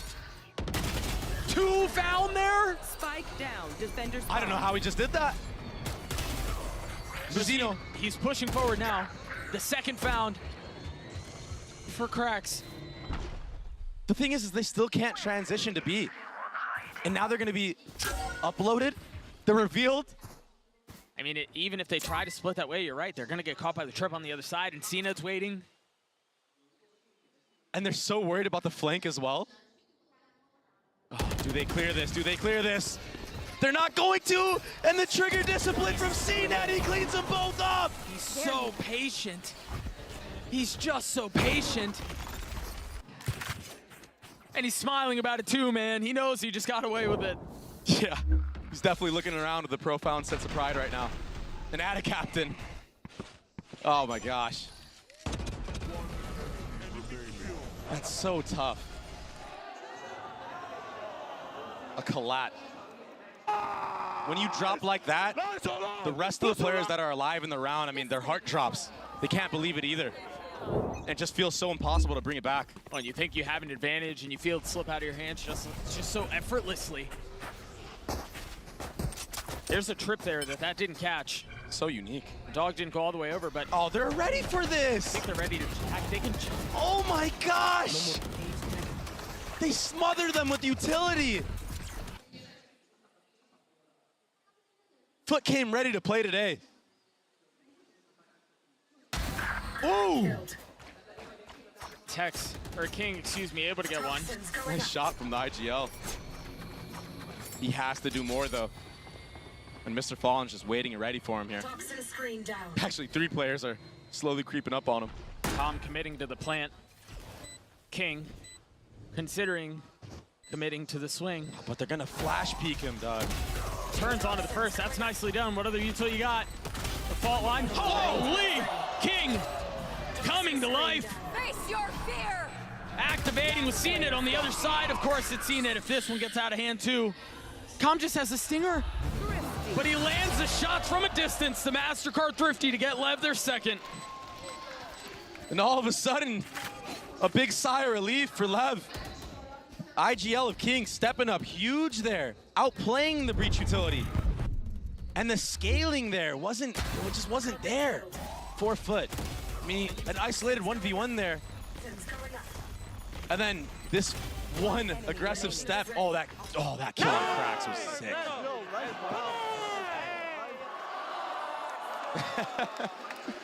SMH in the crowd. My concern is that's what it took for them to get another round. Yeah. Honestly, FUT are perfectly okay with that. My camera is destroyed. I mean, if it takes that level of heroics to get a round together, happy to give that away. But Aspas pushing the pace, getting the best of Ad Captain with this ult. Look at CNET on the minimap right now. He's already all the way behind. On the quick flank. He The gets buy spotted. not great. CNET up top. Spike planted. Now tap the door. Mr. Vaughn has to be careful here. Oh, no. He's found so much space. This would be ridiculous. Can Cracks get more? Just the Sheriff. Stinger in the hands of Mr. Fallen. He's playing his cards perfectly. Oh. So patient, can't steady the crosshair though. Damage dealt, and now utility dumped. Meanwhile, Fight and Two's on the other side of the site. Keeping it competitive, or at least trying to, or FUT, but Lev punch back. And they punch back off of a showstopper from Aspas getting that entry. CNET had one of the fastest flanks I think I've seen on this map in a long time, but it didn't matter because all 5 players of Lev were already on the site, have that bomb down. That was so nicely done by Aspas. Yeah. And then obviously Tex on the swing cleaning up too. Tex has been so impressive this tournament. They're still calm, man. Fight harder. There. Into the next we go. An early pit invested mid and a fault line to dissuade any aggressive push A main. Now op in the hands of CNET too, holding down C by himself. This is a setup that FUT run quite a bit. CNET will maintain this C line until you throw everything you got at him. And even then he'll pop the dash and re-swing to continue on getting info. Yeah, we'll see if he's challenged. Seems like he might. I mean, the thing is right now for Lev, if you let the clock run down too low, I mean, that Prowler, I get what they're trying to do. They're trying to make it seem like they're leaning towards C, but the fact that CNET is so disrespectful with the Jet here, I mean, it gives them info that they're leaning towards A. Yeah, there's no reason to believe it. Yeah, and they're going to cycle one way is at this door. If the trips get broken, the fault line's going to come all the way across. The clock is running down low right now, Doug, and the utility is going to be in favor of cracks, of FUT. It's not going to be an easy hit at all, and that Omen Flash is way too early, it feels like. Oh, Aspas gets yoinked right back, but still lands the shots onto Mr. Fallen. I don't know how he hit that. I have no clue how he just got that kill. And Yetu pushing forward, but he was decayed. Couldn't really find an advantage, couldn't really find any space. Lev, a big advantage, a big numbers advantage, and it's just gotten a little bit smaller, but they still have it to their disposal. 3 members of Lev facing right into where Krax is. As soon as he turns, one goes down. And now CNED will fill in behind it. You heard the jump spot. Doesn't land the shot. He does have the upper F though. Able to reposition. Mizzino chasing him down. Ada Captain has to give this up. They don't have the money for him to go for this. And while we have this time, because Ada Captain's definitely going to save this gun, we have to see a replay of that entry. Because from our point of view, from heaven, I mean, this guy was playing as Jet as Race. I mean, he was slingshotting all the way around. He hit that trip. Yeah, I don't know how he hit that. And he still got the entry. I would love to see that from Mr. Fallen's POV. I imagine we will. That must have been the most ridiculous sight. No way! What? There's no way! Here it is from his POV. Oh my goodness! Unbelievable. I mean, I guess the only thing Mr. Fallen can do there is maybe hit the aim lab before this game, but... Or just not shoot? I mean, that's so crazy. Start running the Phantom? I don't know. I mean, that's just brutal. That was crazy. That might be one of the craziest entries I've seen a player have in this game of Valorant. And that's coming from, you know, me, who had some of the craziest things ever, too. The most unconventional things. Timeout called here for FUT. The smile that was previously on Gaius' face, and for good reason, has gotten a little bit more mild. That's 3 in a row now for Lev. So finally building some momentum into this map. And I mean, it wasn't pretty how they got here, but they're finally here. They're finally online. It all started off the back of their IGL. Yeah, you're right. This game is in a state of, you know, just snowballing. It seems like it's just swing rounds back and forth. What can FUT do in this timeout to stop the snowball?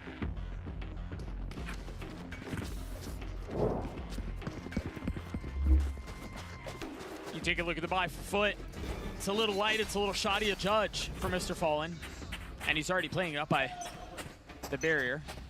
Same Viper wall from a couple of rounds ago.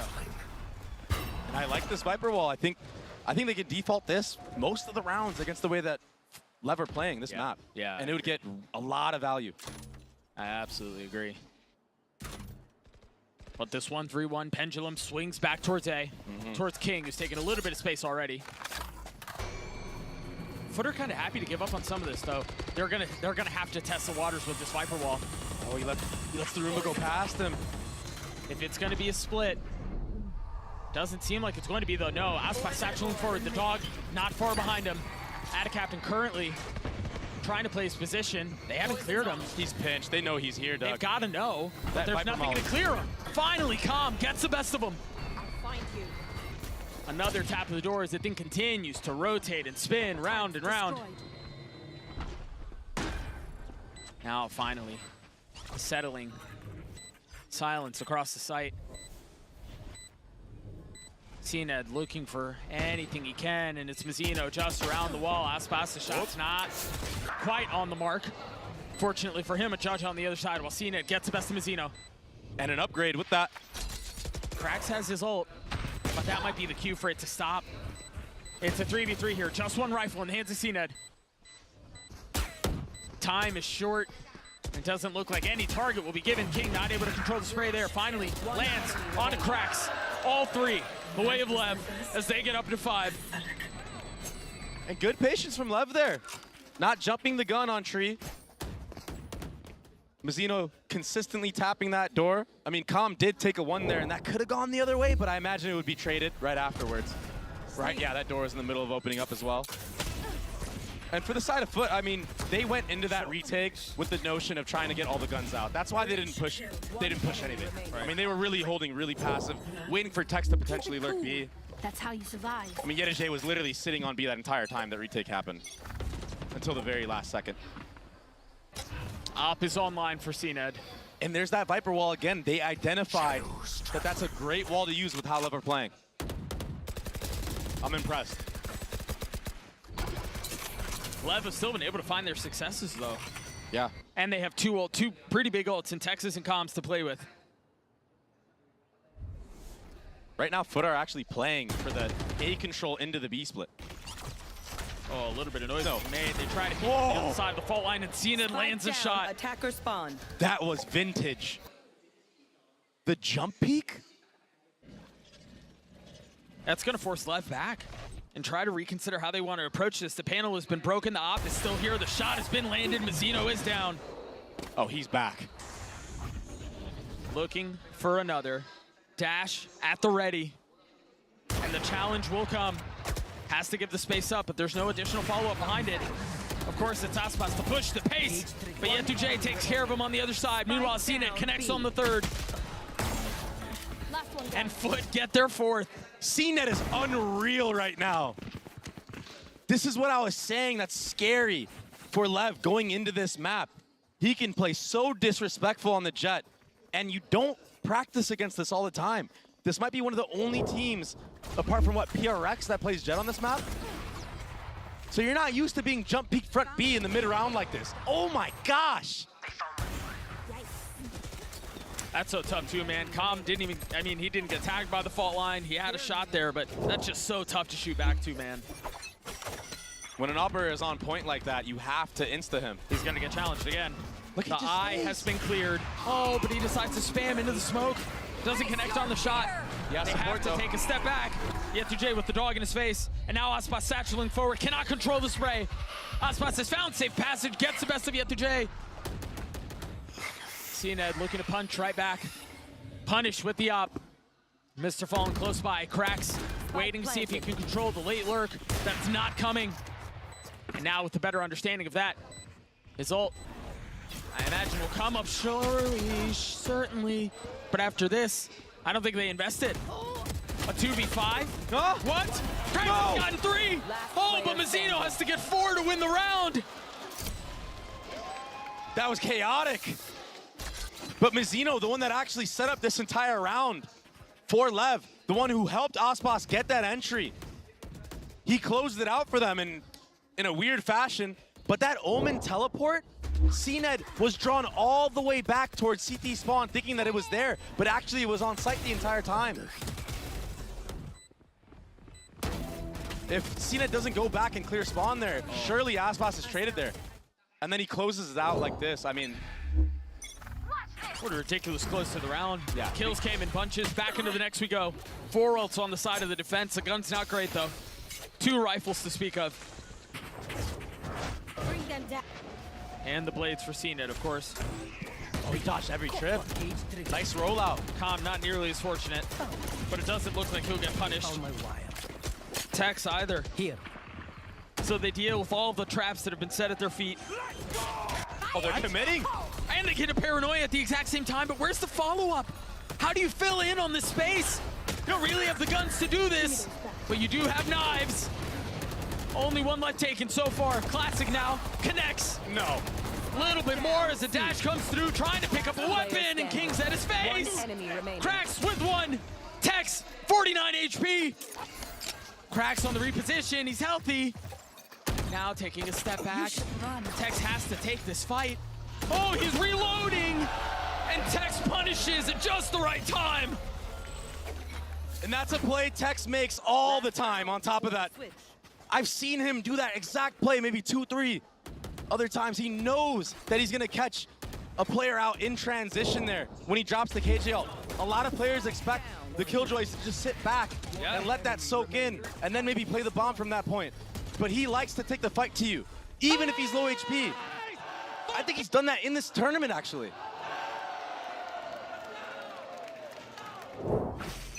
A stoic response. And a 3-round lead for Lev.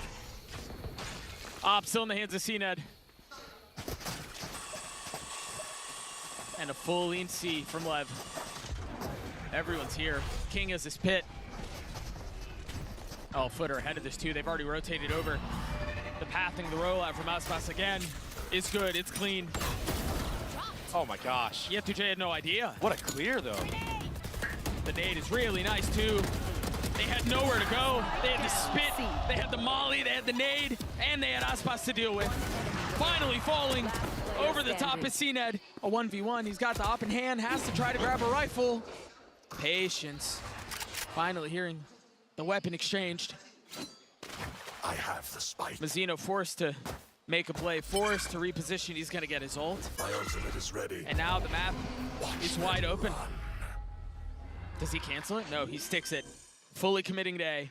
Fully committing to getting the spike down. Remember, 18 HP, not a ton there. While CNET has already rotated back. He's got 1 smoke and an updraft to play around. Mazzino also has a smoke, but he has no idea where CNET is coming from, and he's so quiet, so patient, but he's not looking the right way! Snaps onto Mazzino anyway! CNET gets FUT to 5. Mazzino had a really good chance into this round to close that out, but the run and gun of CNET was just too strong, and that HP was the deciding factor. If he has even a little bit, an inch more of HP, he surely gets that kill.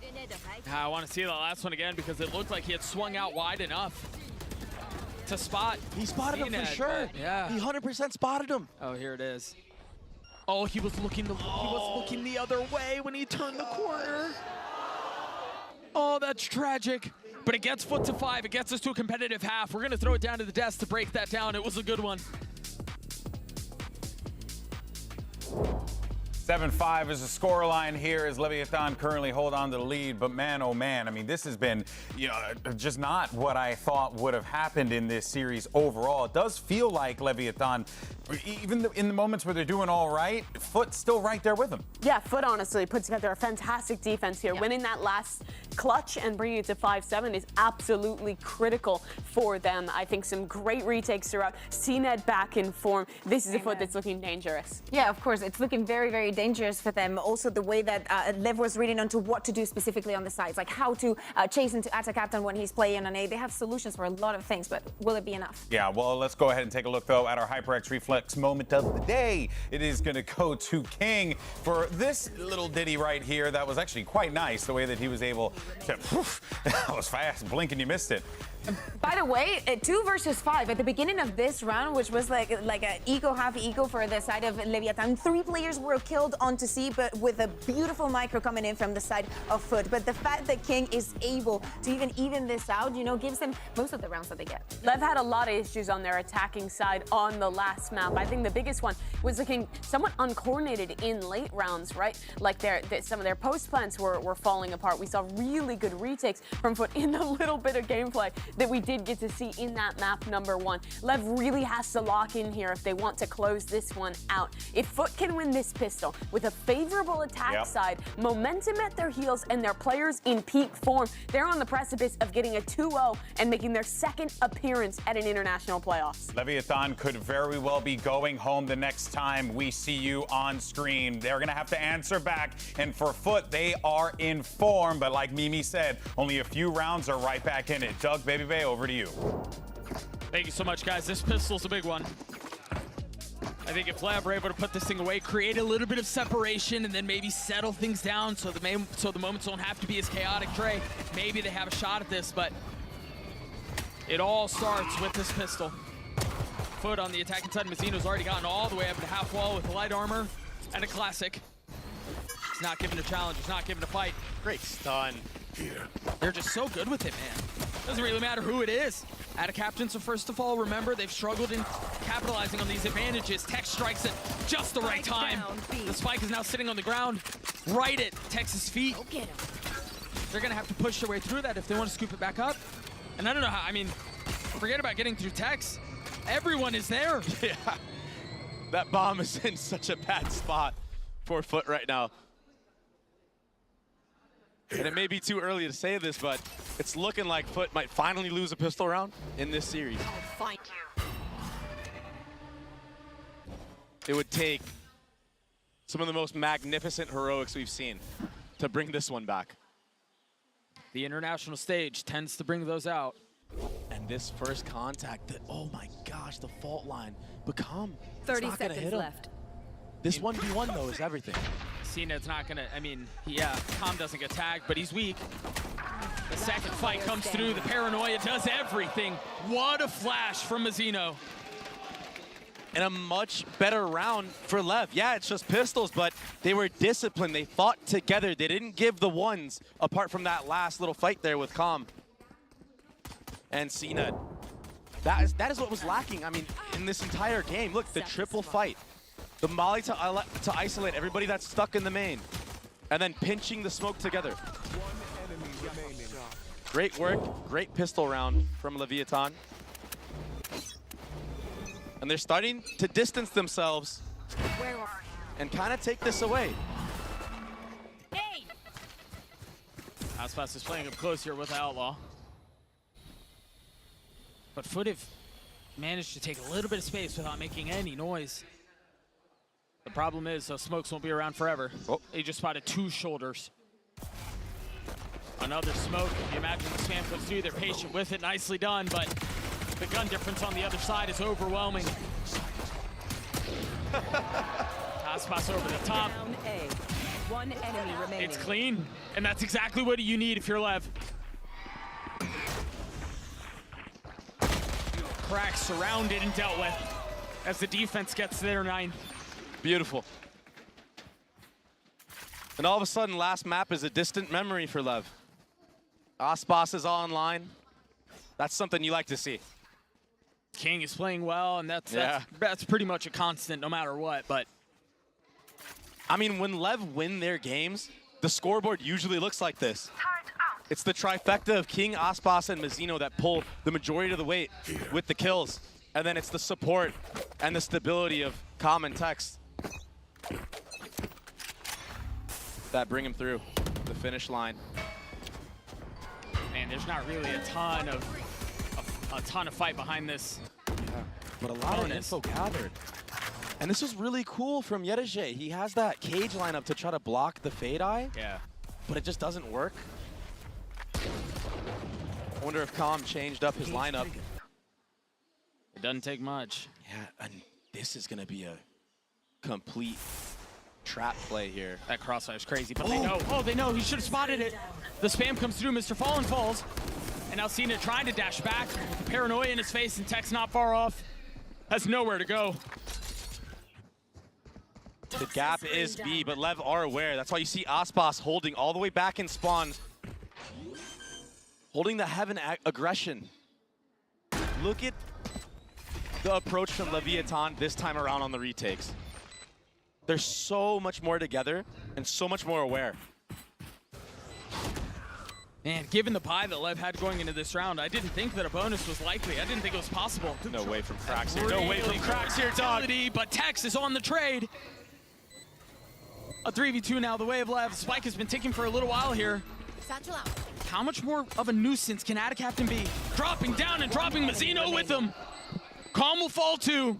And of course, it's Aspas to try to pull off the 1v2. No targets found. The round the way of FUT. Lev had such a great early round, and it looked like they were setting the retake up really well. But I think they just waited a little bit too long. And also, Krax's utility was picture perfect. All that delay. And then he swings with it as well. And when you're playing, I mean, you're not used to playing against a breach on this map, especially with a double controller. Right. So yeah, maybe against, you know, a more conventional comp like a Fade or a Sky, you can abuse that broken door area, but if you're running against a breach, I mean, that fault line gets everything. Oh yeah, the fall line gets everything, the aftershock gets everything, the flash lights up the whole damn place. They set up the round perfectly, but bonus does not go their way. And signs of life for FUT. Yeah. Who I imagine want to avoid bind. Not because it's necessarily a strength or weakness of either side, but because things get really silly when you get to map 3 in elimination matches. Yeah. All of his killjoy utility from Lev, posted up C. And a rotation from Calm as well.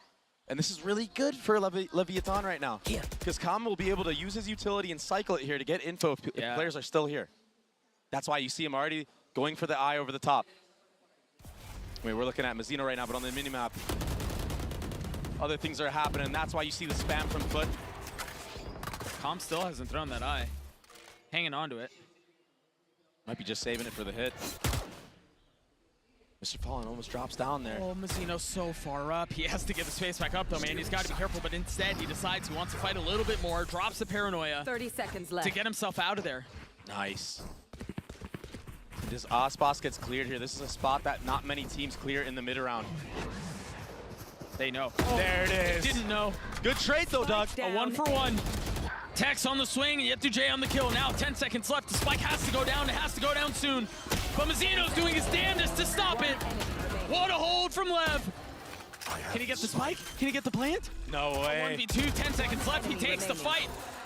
The King just has to stay alive. Lev gets to 10. And that'll be no bomb down, no gun saved. A huge round from Lev. And what was a great trade from Adacaptain was shortly after countered when the actual sight hit came through. What a great hold for Leviatán on that A site. Mazzino went nuts. Yeah, he's been playing great this map. And it's so funny that this is the narrative because Mazzino usually struggles on Lotus. And he usually plays amazing on Sunset. But he just knows, he's like, I gotta step it up, man. That last map, that's not me. One rifle in the hands of the attack. And of course, it's in the hands of CNED. Yeah. Mazzino sitting here with a judge could be really deadly, Doug. He was electric on Sunset, but I mean, honestly, all of footwear. It's easy to look electric when you're winning 13-1, but CNED a little bit more quiet this time around. He mentioned Mazzino's judge. Yeah, playing on the other side of the door. It's going to be so hard to break through this door, this tree area. Yeah, not with this kind of weaponry, not, I mean. And even on this B hit, you have 2 players tucked front B right now. So even if Aspas goes down here, King should get a fast trade and he just timing swings it. Or he just kills them both, yeah. Forget about the trade. Why not? With the way Lev has looked this map. What a story. I am really excited about Bind. Assuming this continues the way it's looked, One enemy remaining. Bind should be an outrageously good map. Lev get to 11, you mentioned it. From beginning to end, the judge was the story. A flawless round for the defense. And now going into this next round for FUT, you have to be worried about these close corners. Is there going to be an Omen there with a judge? All right. And Mazzino might not even keep it into this round. I mean, he could upgrade, get a rifle if he wanted to, but just that fact alone, cooking in your brain, it makes you play differently. Yeah, the timing here from Aspas was beautiful. Yeah, he's warmed up, Doug. The captain think he is, bro. So much of Leviatan's success has been about the pressure and how they maintain it. Yeah. How they handle it. That was at least the story in North America, but it looks like they definitely brought it here with them too. I mean, pressure has really kind of surrounded this team from the beginning. We've talked about it a couple of times. This roster was built to compete for hardware. And under those expectations, they struggled at the beginning, finally seemed to have found some footing, and then hop on a plane to go to the other side of the world. Yeah. And it seems like on a much more condensed situation, they have to solve a bit of the same. They look a little rough, and they're having to figure it out, and they're having to figure it out on the fly. And they have high expectations even here. I mean, this is a home crowd advantage. The fans here love Aspas. You don't want to let them down. It may not be your region, but when you're not going up against a Chinese team, it is. It looks like Mazzino will keep that judge. We'll have just a couple of rounds away from taking us to Bind. Keep an eye on Craxo. He has that Rolling Thunder to play around. If they decide to go into this C-hit, into all of Texas utility, it could get messy. Because the judge is here. Yeah, and it doesn't matter if you get hit with a breach shot when you have a judge. It's still a one pump if you're close range. I like this play from Lev. They're reading into it. But do they commit? Considering it, waiting for the right moment to strike. You see the smoke going up towards Worm to suggest that split. I mean, CNET is going to have to deal with KJ Mollies, a judge. Even if players here on C are stunned from that breach utility, this entire setup is to counter CNET. Second smoke refreshed. No easy access to site. Oh, they found the judge. I can't imagine they're going to want to go this way now. Wait, this 1v1 on the opposite side of the map with Yettage and King. He spotted the barrel. He spotted Yetuje. He's dead. FUT have kind of been thrown into a bit of a dizzy. Oh my gosh, Calm is filling in on the space behind them. 30 seconds left. As FUT try to rotate back A, there's no trip. There's nobody watching it. These could be some of the easiest kills of Calm's life. They just saw the Rolling Thunder. Cracks will fall. The swing out not connecting. As Aspas pops his ult, has the satchel, goes forward, doesn't get a chance to fire it off, but 10 seconds left. The spike is nowhere near the site, and now it's sitting on the ground. There's no way for them to get in. CNED would have to frag his way out, and he cannot. Lev get to map point. From start to finish, Doug, this has been such a good map for Lev. And they haven't won this the last 3 times they played it. They got destroyed by Genji. I think it was 13-5. And you already know that FUT, I mean, their coach said, yeah, we used the game plan of crew to beat Lev on the last map. And I can't help but imagine they maybe tried to do something similarly on this one. Or they should have if they didn't. Yeah. I think Lev made some really good changes, though, from the last time they played this map to now. And it's showing. Knives not connecting. CNET has to go up top. Still has a couple to play around. While Yetuje gets the best of Aspas. It's messy and it's chaotic, but the defense seems to be holding the line. Now tap of the door as they try to find safe passage and get away. Captain with spike in hand is going to have to try to stay alive and try to find his way out, and he cannot. But Yetuje potentially saving the day. And he knows where Calm is as well. That Prowler hit him. If I'm Yettage right now, I know I got hit by a Prowler front B. I'm going back to A after I get this bomb. Calm could definitely be in sight before me. Poor guy, he just wants an upgrade. He can't get it. Went from a Phantom to a Bulldog to a Guardian. Yeah. Now 45 seconds. And Got a lot of time. And the silence for Calm must be deafening. 3 sights. No real idea on where he could possibly be. Once this door opens up, Calm will have to knife out. 30 seconds left. Try to beat the timing. No one on the minimap telling him that it opened? Nah, there it is. A little bit of a delay, but he's gonna have to run into a full Cypher setup. 2 trips, Doug. 2. Accelerating now, you see both trips invested. Oh my gosh. Yetuj playing on the other side of him. Tucked in tree. Calm with the round in his hand, has an eye to play with. Remember, Yetuj's a little bit weak too, he's taken some damage. But his positioning here is everything. The eye cleared, he knows where he is, the cam spotted him. And that's one that's been found, he has to tuck. Buys a little bit of time, pulls it out. Now Yetuj just playing around the corner. He's not gonna swing, he's not gonna give him the challenge. Finally comes out and Yetuj gets the kill anyway. The 4K to get FUT their 7th. Yetuj just had, what, a 1v4. He keeps them alive. FUT are still in this map. And the economy is starting to fumble for Lev. Nice shots. He favors that Guardian, and I understand why. I fully understand why. Into the next round we go. 4 ults on the side of the defense. We're looking to deal a death blow to FUT. Already aggressive space taken away from Aspas. The pit invested on the other side, forcing, funneling FUT B. And on the other end of this, Calm has that fatal. So the flood will be so strong. And they've invested the lockdown into this as well. I mean, FUT can't go anywhere right now. There. Nothing is safe. The weak spot now would be A, because it's just Mizzino who's taking space half wall. You can't really try to venture into the pit. It's dangerous enough as it is, but then you have Killjoy utility inside of it. Gosh. Aspas on the reposition, joining with Mizzino. They know they're gonna come back A. They know it's gonna be a reclear. But do they know how many? That's the question. They've got to be careful on this. Oh, the cam, he's been spotted. The cam is cleared, they're looking for the fight, and Mizzino falls. At the same time, door is tap front B. Lev still just need to hold strong here though. 30 seconds left. FUT are doing their best to conceal what they're trying to do. Oh, footsteps heard.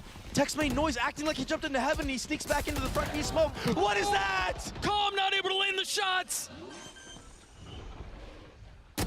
It seemed like it was going to be some of the easiest kills, but those are often the hardest. Barring an ace from King, we're playing another round. And not only that, but that was every single ult that they had used and invested into this round, with the outcome not going their way. You're absolutely right. FUT have a chance now to potentially come back into this map. I mean, they're carrying all of their rifles into the next. Oh my gosh. Add a captain as his pit. They stole this round away. Yetuj, that Cypher camera, that one piece of chargeable utility, that's what opens it up for them? Are you kidding? The spike goes off as FUT get onto their 8th.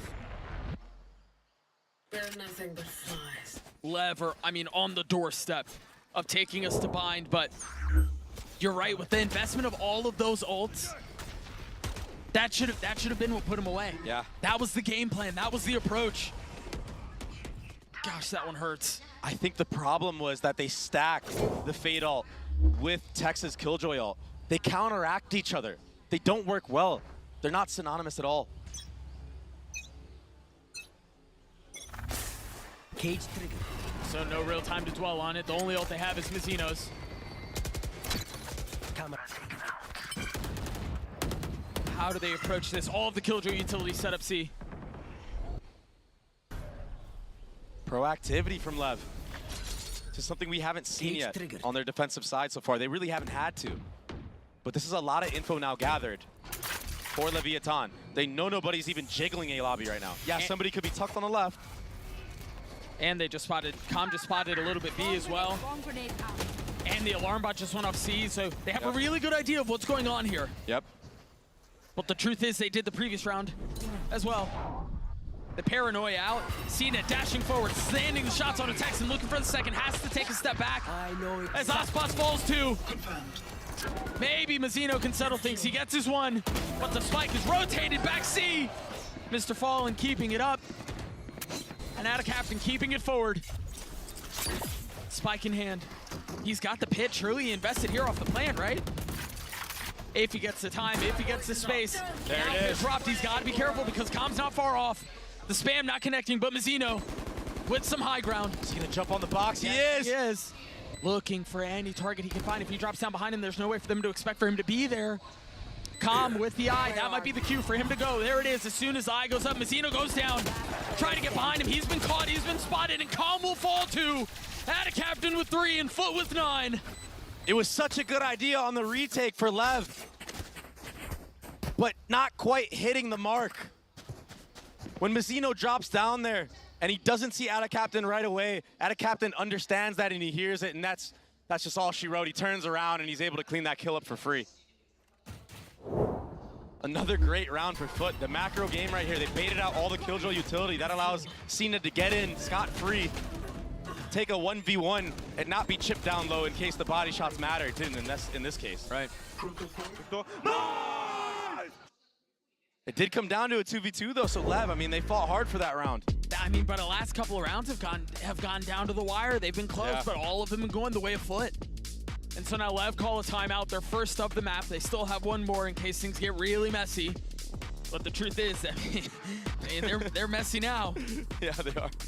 FUT have put together the last 3 rounds to keep this thing close. It seemed like they were done. I mean, it seemed like we were going to bind. I thought it was over. Much how the first map went for them, for FUT. I thought it was going to be the same case here for Lev. On each respected team's map pick as well. It will be a light armor buy across the board for Leviatán in this round. And an outlaw on the side of Yetu-J. They might, I was going to say, they might catch FUT off guard here with this buy. I mean, they have the money to fully invest to rifles. I think you're right. I mean, King sitting at 2.9, you have players on 3.3. A lot of teams in this case would do a little bit of a light buy, yeah, but not invest fully. This is a winning play here, a winning buy potentially for Leviatán. Shadows traveling. Prowler first clearing out mid, or at least attempting to.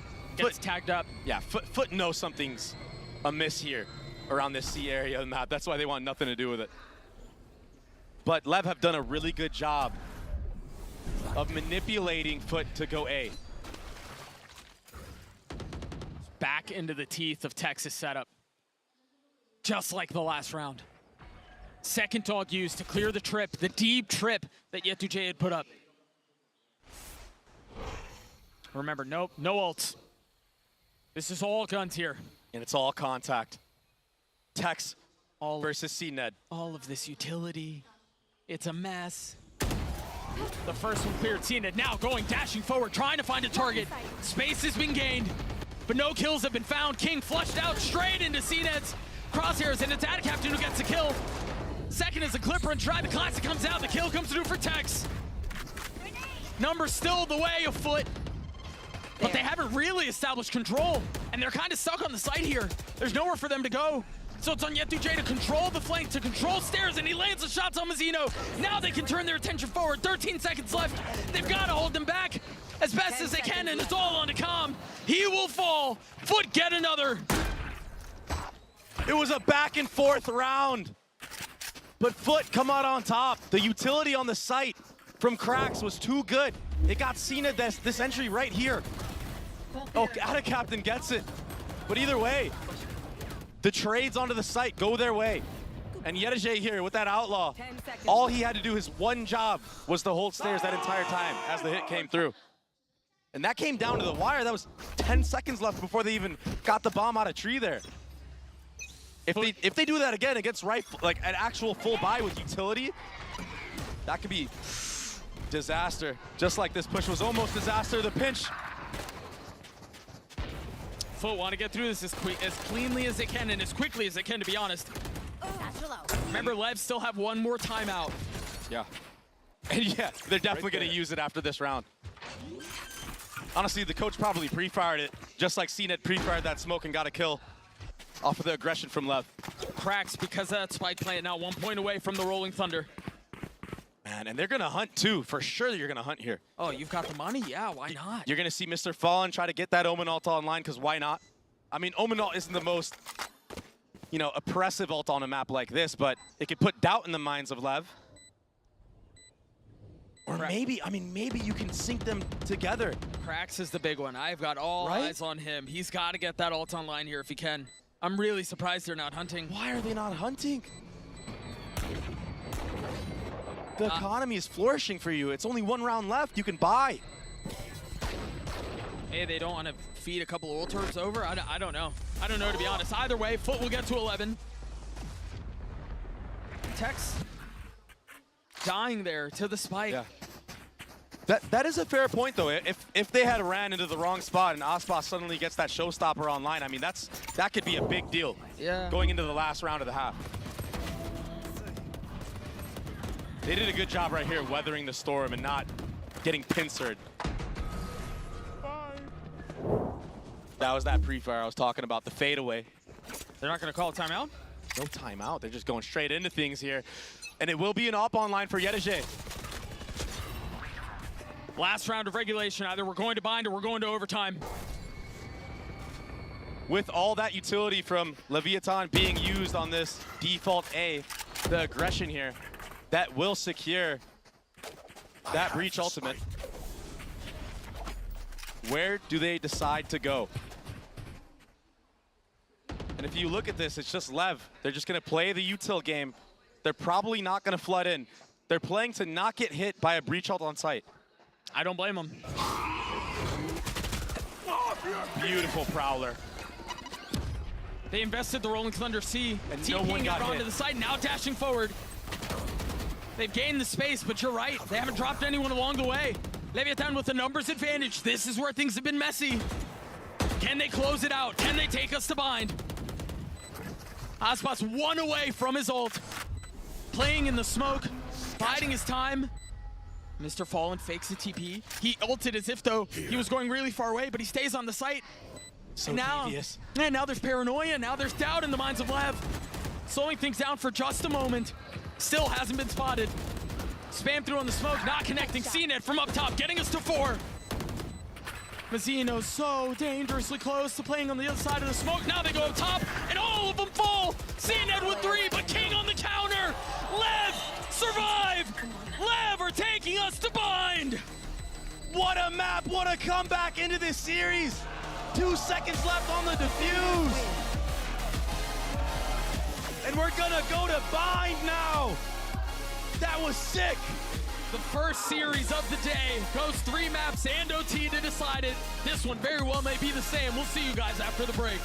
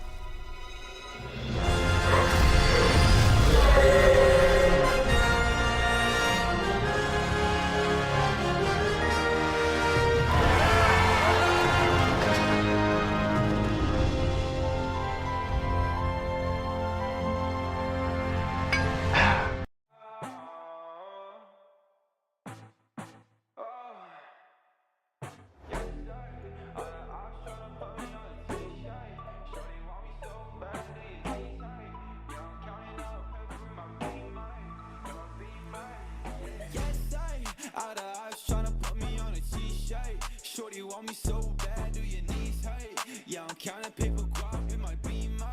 In my beamer, yeah. If you want one, then you coming with a paper. I ain't texting shorty back, see you later. Yeah, you catch me on that gas, I'm a racer, yeah. Lil' shawty, always out of molly, you ain't really got a talk, so like why you tryna stop me, yeah. Hey, nobody finna come and body me. I know what you want, but you ain't gonna come top me, what? Yeah, I gotta check, I'm finna cop Balenciagas. Yeah, I'm living with no stress, I don't gotta carry choppers. Double Corvette, now I'm riding with your daughter. Gucci camo vest, quit the plotting, I'ma stop you. Yeah, I've been riding with a gang, I've been shut up with a thing, I've been rolling with the same shawty. Hey, I ain't capping every lane, ain't nobody stop my game, shawty wanna make it rain with me. Yes, out of eyes tryna put me on a T-shirt. Shorty want me so bad, do your knees hurt? Yeah, I'm counting paper guap in my beamer, yeah. If you want one, then you coming with a paper.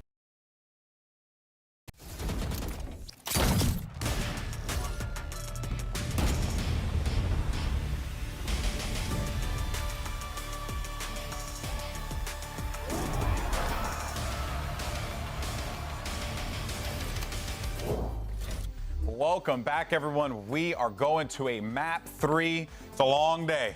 It's a long day, but it's a good day. And, you know, honestly, I'm glad to see Leviatán, you know, like, they had to dig deep in that situation after getting trounced in map 1 and then finding themselves the victor of map 2. This is certainly going to be hey, it's a BO1 now, right? Yeah. Full send. I mean, a sloppy second map there, I For think, sure. at times. Really letting things slip. FUT 1 round away from taking to overtime and having a chance to close this out in 2. But overall, it was a solid game for Lev. I think they started off with some much better attacking side stuff there. I think some really good calling, players stepping up, Aspas, Mazzino, both having big performances, and eventually kind of finding it in themselves to close it out. I also feel like there are some rounds that they win that they're not entitled to. Like today having some crazy that plays. One before. Yeah, the one before. I mean, definitely, but the fact that it doesn't get into Lev's head is also very important.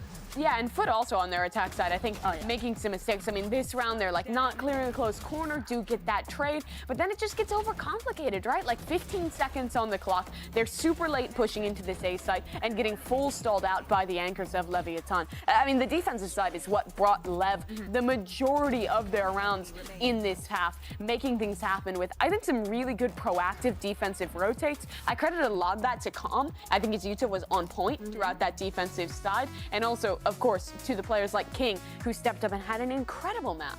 Yeah, especially individually, right? But I'm thinking about the division in the rounds that we saw coming in from FUT, right? Like, for example, this is not the one time that they run out of time. We saw them, they want to work the map, they want to create that pressure and force those rotations, but it's so late into the round. Yeah. And at the beginning of it, Lev was not buying into it. Yeah. We were even hearing Baby saying they're not pushing. Why? They don't need to. Like, the utility is so good.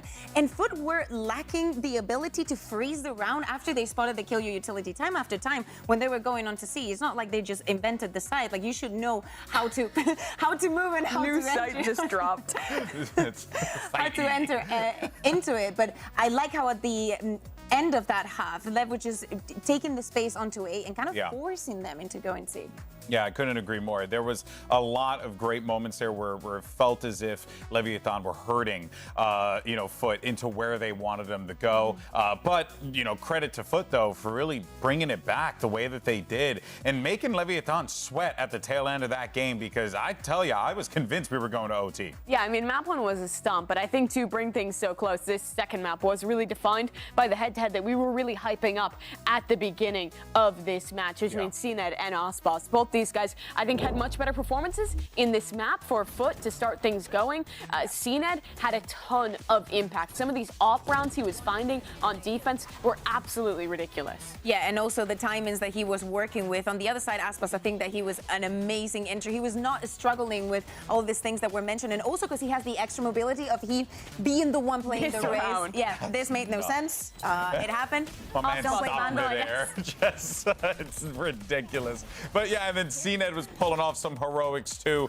There were a lot of moments that, honestly, you look at these two guys go and you realize, like, yeah, I mean, that's it. That's the beauty of the game, right? To see two players like that, right, on each side of the field, take ownership of the game and really find those opportunities to thrive. And that is the reason why you always got to focus on them going into this. And honestly, they're also going to be pivotal going into Bind as well, which is going to be map 3. Is this going to be it again? Aspas is going to win, but Cena is going to have the better performance yet again. It's going to be funny. But yeah, now going on to Bind, possibly both of them playing on the Rays on a more even play front. I think that this has to be the biggest highlight of the day, this last map between them two. Couldn't agree more. Well, let's see what Leviatán's Calm had to say about his journey this year in our Omen player moment.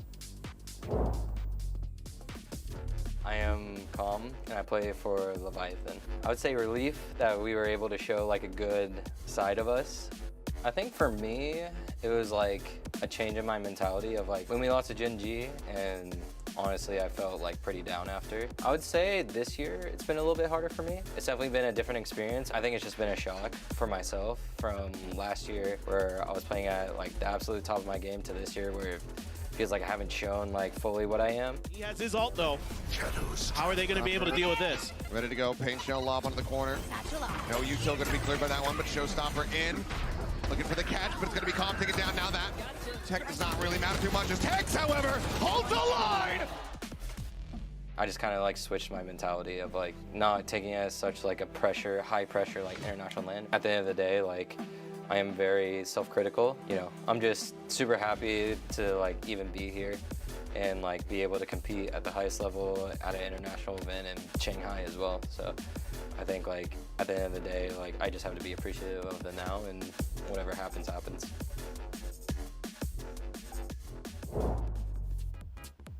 Whatever happens, happens, and that is going to take us to map 3. It's Bind.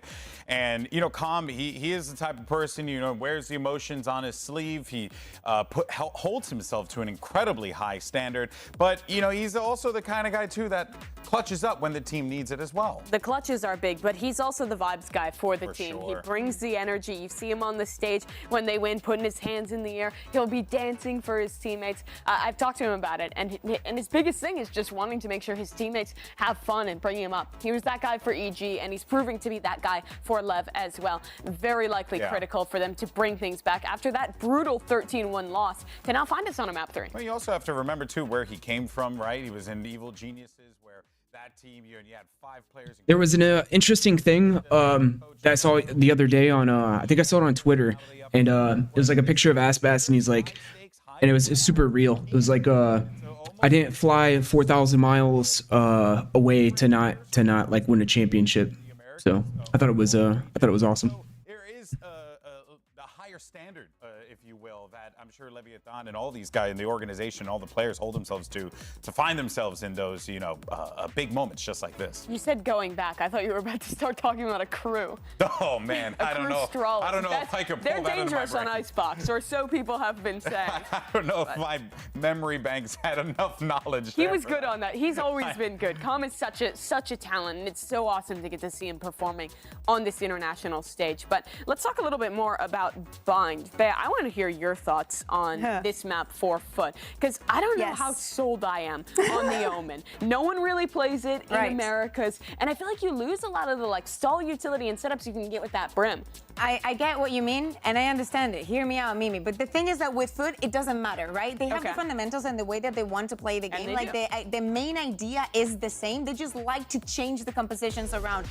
The other day, we saw them playing it as a pack, all together, just going on the attack and sending it maybe way too much against DRG. That should not be the case for today. They have to be very much prepared because Leviatán is going to come with a very, very strict plan. And regarding the Omen, Ada Captain was not having the moment with the TPs. My man was missing a couple of very important ones. But hey, now the pressure is on all of them. But when it's hitting, it actually gives you some cool ideas to have like a second dive agent on your hits or in your retakes. But this is it. Map number 3, do or die, elimination on the line. A world champion is going home either way. Yep, this is it, folks. A great way to close off the Swiss stage. Just go ahead, send it back to your casters. It's Baby Bay and a guy who's definitely earned his paycheck today, Doug. Thank you so much. This is what it all comes down to. This is where it ends. The pursuit of hardware for one of these two teams ends at the end of this map. And it would be a devastating story for one side or the other, but this series has been exceptional. And you can't help but feel like Lev has the advantage in this map. They haven't played it in this tournament at all. And the last team they played was G2, who looked crazy on it in this tournament. And FUT, I mean, they look nothing even similar to good on this map the last time they played against DRG. On the attack, standard Viper wall, up A short. Yeah, Dujay. Oh, that knife is gonna attack too. Yeah, and that's the cue to speed up short and take all of this control and maybe even flip. And he can just play his cards, right? He can just play patiently there, wait, and then decide on when he wants to strike. There was a flash that went around the corner, tried catching someone. Meanwhile, Mazzino through the TP, gets a little bit of damage. Crack's going hunting his king, tries to hunt him down as well. 3 members of defense all huddled into showers. And it's getting a little slippery. Flash is coming up too, 4 seconds. Calm on the flank, he's gonna dog his way up to try to get up into pipes. Meanwhile, Cena trying to hold them back. Great nade! Nade at his feet, he's flushed into the swing and he's dead. 1 enemy remaining. A great pistol from Lev. Mr. Fallen in a 1v3. A sliver of health. Takes one with him, but will fall. The pistol, the way of Lev. The little guy did it! This pistol round for Lev was all prep. They understand what the reaction of FUT is gonna be when that dagger lands. They understand that the Omen Flash is gonna come through and Yedege is gonna try to get the timing on the flank. That's why they were positioned in shower, waiting for that moment. Outside of Octagon, waiting for that the flash comes through. Yedege gets taken down. And that was such a wonderful nade. With some extra shots. Oh, what a shot on Cracks right there. And then Lil Bro cleans up the round. A decisive pistol round for Leviatán. And a great start to map 3 for them. After the abysmal start to the series, I mean. Seriously. But it's about how you finish. Lev up 1 here. A quiet start, snappy from Aspas. As he's looking to farm, not able to settle the shots on the 3rd and on the 4th, but he did his job. He dealt his damage. They've lost contain there as Yetuje has gotten behind them. Nothing but a ghost, though. Yeah. They're gonna rotate right around each other as Calm pushes back towards pipes. Very similar to what we saw in the previous round. If he's able to upgrade a weapon, this could be trouble. Not able to land the shots on the Mazzino, though. And Lev get their 2nd. Nothing too crazy here for Leviatán. Aspas, he is feeling confident, though. He was sitting short alone, taking aim duels. That's the Aspas you want to see, especially if you're his teammates right now. You want to see him get fired up. You want to see him already sitting at the top. You can fuel off of that. And he's going to do it again. 4 and 2 currently, light armor, but 2 away from his ult. He's gonna have Tex with him this time. And this is out of the game plan of DRG, trying to pick off Cracks here. And he does it with a Guardian on top of it to wallbang him as he's falling back from that angle. Yeah. Cracks could have been taken down there for sure. Additional pen there, almost cost him his life. FUT deciding to slow the round down, spread things out as thinly as they can. Expecting aggression, expecting pace from the defense. But now Lev fully rotated back B. They've seen something that makes them think it's all here. The difference with Leviatán and DRG is Leviatán love to get proactive and re-clear space that Skies like to take. Yeah, I think part of the problem too, on top of that, is the guns don't necessarily lean towards just being able to fight with your rifles, right? If you have Spectres, if you have Stingers, you want to fight in groups. Yep. You want power in numbers. Mazzino's gonna hold this U-Haul, and that's a lot of good space to control now. It can open up the flood. They filled in right behind him. Com's able to get the first. Remember here, they want to fight in bunches. They want to fight together, given the weapons that they have. 30 seconds left. A lot on the eyes of Cracks here as he has to try to hold them back as they try to come out through showers. Tex on 1. The trade is there, but Cracks is smoked off. Only given a little bit of space to try to keep them back and try to punish. Lev on the reaggress, King up in heaven. With a Spectre, I mean, how do you deal damage from there? Mazzino not able to find space into the smoke, now Seeker's invested. The attack side in control, given the numbers, given the spike, and Lev with no real way to fight back into this one. Does not seem like a bonus will be converted. One enemy remaining. Definitely won't be. But Aspas, he's 2 off of the showstopper. Any kill would be good. I mean, he goes down here to cracks, but he's 1 kill off of that ultimate. And that was a very successful bonus round for Lev. They got so many guns out, armor out from every player. Good start. Take a look at it again. I mean, all of that, the reason that Lev found the success that they did was because they were proactive in playing around the map. Yeah. Much like you mentioned, very different from how DRG like to approach things. They're proactive, they get aggressive, they try to refill space. That's what got them to that stack A. And a big part of that is Calm. He uses that sky towards the B site and just cycles his utility constantly, feeding his team the information if there's a player lurking outside of there or not. And then even if it doesn't connect, sometimes he'll push down by himself. The dog spots Aspas. A traded flash. And he gets out. But they still maintain all of this control. Now they opt to back off a little bit, but here's where you might see another flash. Oh, the dog from Calm. So he got another set of info towards this B long area.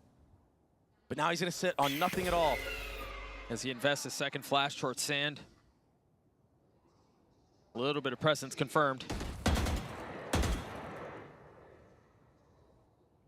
Everything right now for the side of FUT is showing that it's going to be a B hit. But that smoke into U-Haul, it might put doubt in the minds of Lev. I mean, if it is, they're not moving off of it. Not really rotating. Calm is kind of cheated back towards A, but Get out of my way. there's not enough to suggest that it's a full hit. As Mr. Fallen tries to get inserted, he gets capped, he gets 30 caught. seconds And left. now they know for sure it's going to be an A speed up. FUT have nowhere else to go at this moment. They could rip that TP, potentially. Mazzino still has a smoke, also has a Phantom, and he's putting it to work. Only able to get one though. 13 seconds left. The spike still has not been planted. Tex with ult online and King, excuse me, on the flank. One enemy remaining. 7 seconds on to add a captain now. Feeling the walls closing in, feeling the pressure, and it's too much. Lev get their third. And this is the bread and butter gameplay of Lev's defensive side. Like so many other teams in the North American region, they play it in the backside area. Sometimes they'll control U-Haul, and they'll just delay the bomb time and time again. Leave us. And it leaves you with 2 choices. You either just wait it all out and hope that you win the aim duels eventually, or you try to force a fight back site, but they're playing for that layer. Right. Lev wants you to try to take that fight. Already 2 ultimates online for the side of Lev. 2 ultimates that are great on the retake. They would probably like to not invest them into this anti-eco and save them for the next gun round and potentially start a snowball off of that. But if they have to, you gotta do what you gotta do. Again, silence on the site. Yeah. Silence on the map. Calm is just gonna keep cycling this utility. B long. Oh, Aspas wanted to get crazy there. Yeah, he did. Fortunately for him, Mazzino's there to strike. Yeah. A.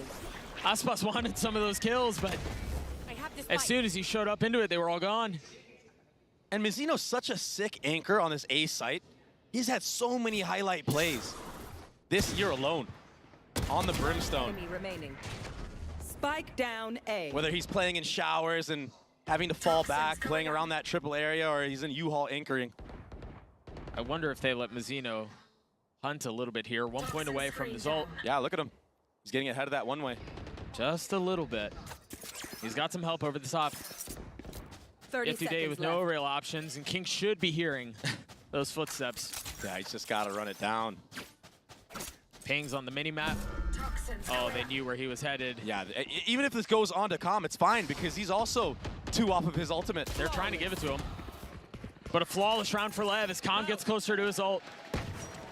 So you're right now, because of how that played out, both Calm and Mazzino within striking distance of their ults. Yeah.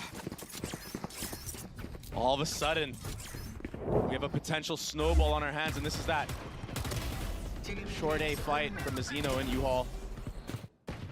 He's gained confidence since that first map. I mean, everybody from Lev has. Oh, 1000%.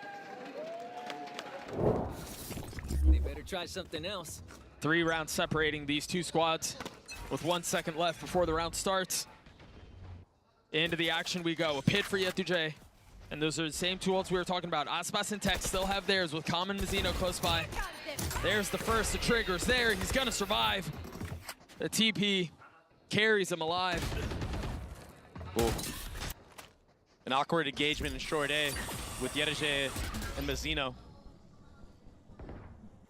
King will get daggered off of this hookah control, but he re-aggroes it. And all of a sudden, Comm is positioned towards his A side of the map, getting info there. Doesn't quite find the timing on Yetuje, and that opens up the gap. But they might run into a 1-2 punch here for the likes of Aspas and King. There's the insta-dink. On the box. Oh, he puts up the pit and it gets put right back down. Now King trying to fill in behind it. Gives it up. Understanding his pressure octagon, he was right. Mr. Fallen out around as King tries to stay down under the window, tries to get a kill with the classic. Not able to connect on it. Nada Captain forced to fight. Grabs the spike. Sure, he's headed A, but the TP makes it to where it's not as big of an advantage as you would think. And that initial tap there to bait out if somebody's close, that might come back to bite him in the butt, but here's one. Lev, yeah, they're so wise now to just play together. They're investing the Seekers. They know how important this round is, Doug. Well, they also have the luxury of having so many and having such a, having so many so early. But Nada Captain dropping the first and will fall. King with 3, now he's 1 away from having his pit. Yeah, and he's gonna get it right here. I imagine they'll give it to him. Thank you. After the fist bumps come through, of course. Yeah. Those are important. And Doug, it was the 1-2 punch from King and Aspas. Yeah, Aspas gets the initial dink, but then he follows it up with a nade, and then King swings with the nade. So if anybody is there, they're gonna get taken out. Yeah, they're dead. And even so, you're not expecting somebody to peek behind that nade either. Oh man, I've seen that one before. Bro. That guy's got the moves in and out of game. And those moves caused FUT to call a timeout. It's slipping away from them. They're a team that thrives off of strong starts to maps. But the problem that they have is when they don't get the bomb down, when they're not able to get onto the site itself, their win rate lowers drastically. If they're actually able to get the bomb down, I mean, we know their conversion rate. It's really, really high. Yeah, it's a different game. But Lev are playing for that. They're disrupting, trying to get kills or even chip damage before it happens. And then even towards A, they're delaying the bomb plant. And that was only a showstopper used. Oh, and a sky ult. Pardon me. But still, you have the Viper's Pit, Reach Ultimate, and a Thrash online. And these are all really good ults. And an outlaw for Aspas. Yeah, and if he can get an early pick here onto Yetuje, who we saw Luke doing quite a bit the last time FUT played this map. I mean, you might not even have to invest any ults into this. Yeah. And you have him for another gun round. He's got a rifle at his feet, too. If they end up pushing him back showers, he's got both weapons. He can take early contact, and then if he doesn't like what he sees, switches over to the rifle and rotates away. Proactivity is the name of the game of Lev. The paranoia causing some problems. Tech's not able to settle the shots, but Mazino can. Spike down B. And a pit invested on the other side. Playing anti now. And there it is. Through the TP they go. It's 3 on the round for the controller. Yetuje surrounded. Lands 1 shot, but 4 for Mazino. An ace on the cards, cannot convert. But it's gotten it down to a 1v1. This is messier than it should be. Cena tries to stay alive, and Comm wins the round. What in the world was that? I mean, it was ridiculous. It wasn't pretty, that's for sure. Maybe a little disgusting, but it went the way of Lev and Comm, and look at the reaction from the owner. That was ugly. Hey, man, A win is a win. Yeah. Yeah. Yeah. I want to see his point of view. I just want to see it in first person. Where were the bullets going? I mean, CNED was even able to reload, and I mean, he got a sheriff shot out. If that was on that target, that would have been one for the books. Right. Into the next we go. Cracks and CNED both with ults. Mazino and Tex on the other side of the stage joining him. Here. Adacaptain got really far up. But look at it, it's just gonna be pure info for Calm. Like, he knows no one's here now. This is how Lev play this map. All invested from Cracks. The flash through. Zaspas tries to turn it. That will drop it. They've got the Order Strike as well, but Cena tried getting behind it, and he's met with Zaspas on the other side. Through all of that, the spike has made its way through TP. It's headed back B, and Calm is there. Adacaptain finally making his way through. But Calm playing his cards patiently, not choosing to commit, not choosing to full send. Gonna wait for Tex to join. He's got his ult. He's got that thrash. Yeah. A little bit of elbow presence from Yetu though. And he can be a massive difference maker. Is there a flash out for Mr. Fallen? No, they're not playing on the other side of the smoke, and Yetu is gonna get the timing. Oh, he's gonna get the timing. Mr. Fallen joins them as FUT get their second. And when this team gets the spike planted, it's inevitable. They just win the round. They formulate such good plans in the post plant. And they mix it up. Sometimes they're playing the bomb. This time, they slip the net. Finding the timing, spamming through the smokes. Wow. Yeah, and with all that, Yetu is there to secure the round regardless.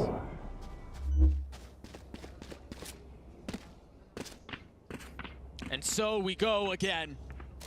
Mr. Fallen, the hero in the previous round, gets his 2 kills. Because of that, has his Seekers online. Another slow approach. Another slow default this time. I've got your trail. YOLO sending the Omen. Watch them run. Oh!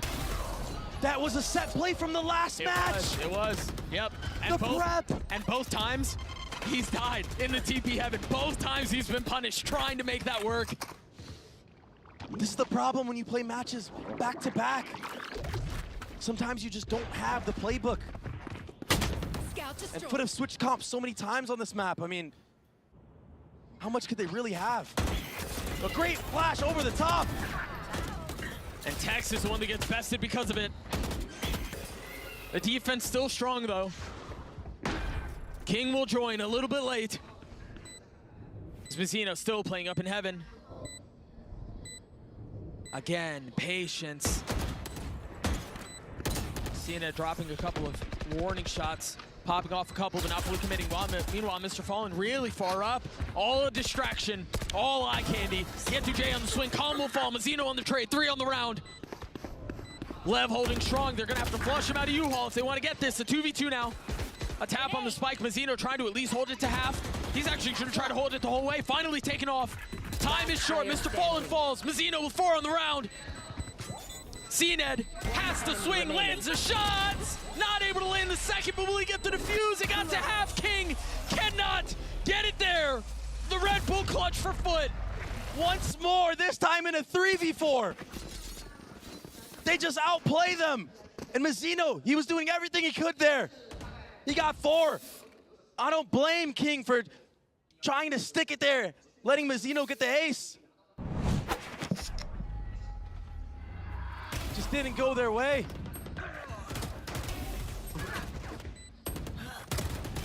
Such clean shots. Just couldn't close out the round this time. He did everything he could. It honestly wouldn't have mattered anyway, even if he was full HP. It was a headshot that sealed the deal from CNED. Now we have a timeout from Leviatán. First one they invest in this map, still up 3 rounds. You gotta think they're just saying, we just can't let these guys get the bomb down. That's their only success in rounds. But there's a fine line Because FUT, they tap the bomb, they'll bait out the utility, and while that's happening, you have Cracks setting up a KO flash from the top. Yetujay on the flank somewhere, who knows where he is,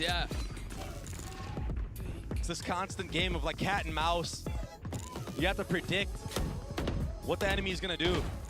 And Lev have done well to have a 3-round lead. Still a couple of rounds left in this half. Mazzino one away from his ult. Aspas as well. Yetujay kind of close on his. Launching smoke. There's that knife lineup. Yeah. Shower's not tagging anyone. And with that, Lev have to be wary that maybe somebody could be lurked up there. Yetujay has been playing outside of that shower so many times. Well, I think there's doubt on both sides too, because what's stopping Lev from filling in on the space, you know? Yeah. So many things to consider. Aspas spotting a shoulder. Spam coming through. Cracks patient on the swing. I thought he was going to try to ping pong that. Oh, it's Tex who strikes. Tried to save Aspas there. Didn't know that he was out of danger, but it ends up converting because of it. Now the reposition. You might see a re-clear in the shower, giving Leviatán the info that this will ultimately be a lean towards B. I mean, Calm on the other side of that took so much damage. King will fall. It's that Omen flash. You're not used to it on the map like this. No, and then a nade forcing you in the other way. And all of a sudden, we're going to have another spike be planted. And this is what FUT want. This is where they thrive. Time and time again. Keep an eye on Calm here. He is weak, but he is in a position to make a play. Mazzino, as I mentioned, just a little bit off that ult. And what a godsend that would be. Spam not connecting. You see him tucked. Yetujay trying to play safely, and it's going to be flushed out. Aspas has gotten 2. Mr. Fallen trying to spam through. There's Mazzino on the swing. There it is. Now has his molly. Add a captain, a 1v2. One will fall! Add a captain with 4! The Red Bull clutch for FUT! What an insane play from the Omen! It started with a flash. He may have not gotten that, but he kills 4 afterwards.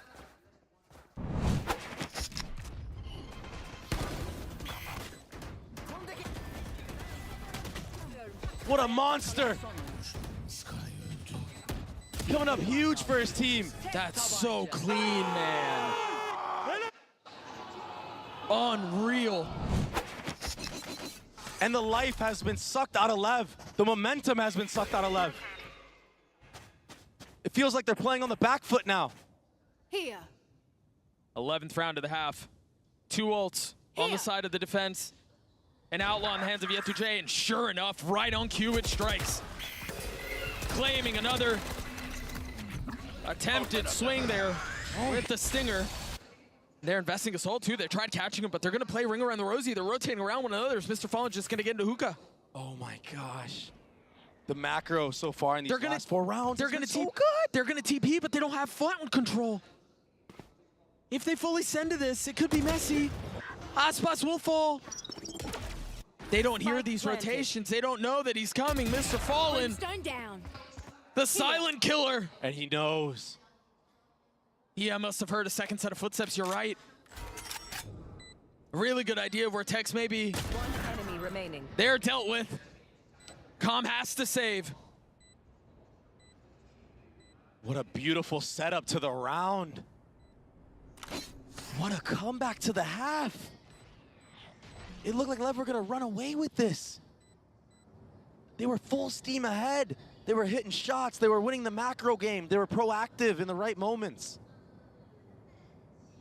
But after that timeout and those post-plant wins, and the 1v3 from Ada Captain, I mean, that opens up the opportunity to finesse and out-macro a team. Round in the half. Play that chess game. I mean, Mr. Fallen there, yeah, you're absolutely right. If he wanted to get that kill, had that hookah smoke not came out, he could have called his team back. In this case, there was no need to off of that kill from Aspas. Help a girl out with you. So much pressure applied on all extremities of the map. Yeah. And then he turns into a lurk, and he hears everything. Secures the round win for his team. Last round of the half. This first one has been a gift. It's been so close. It's been so competitive. Oh, Aspas fighting so many. Gotta be careful. He has that ult online. You know he's gonna want to use it here. He's gonna have to TP out. And guess what? Yetujay's waiting on the other side. There's gotta be help coming in from showers.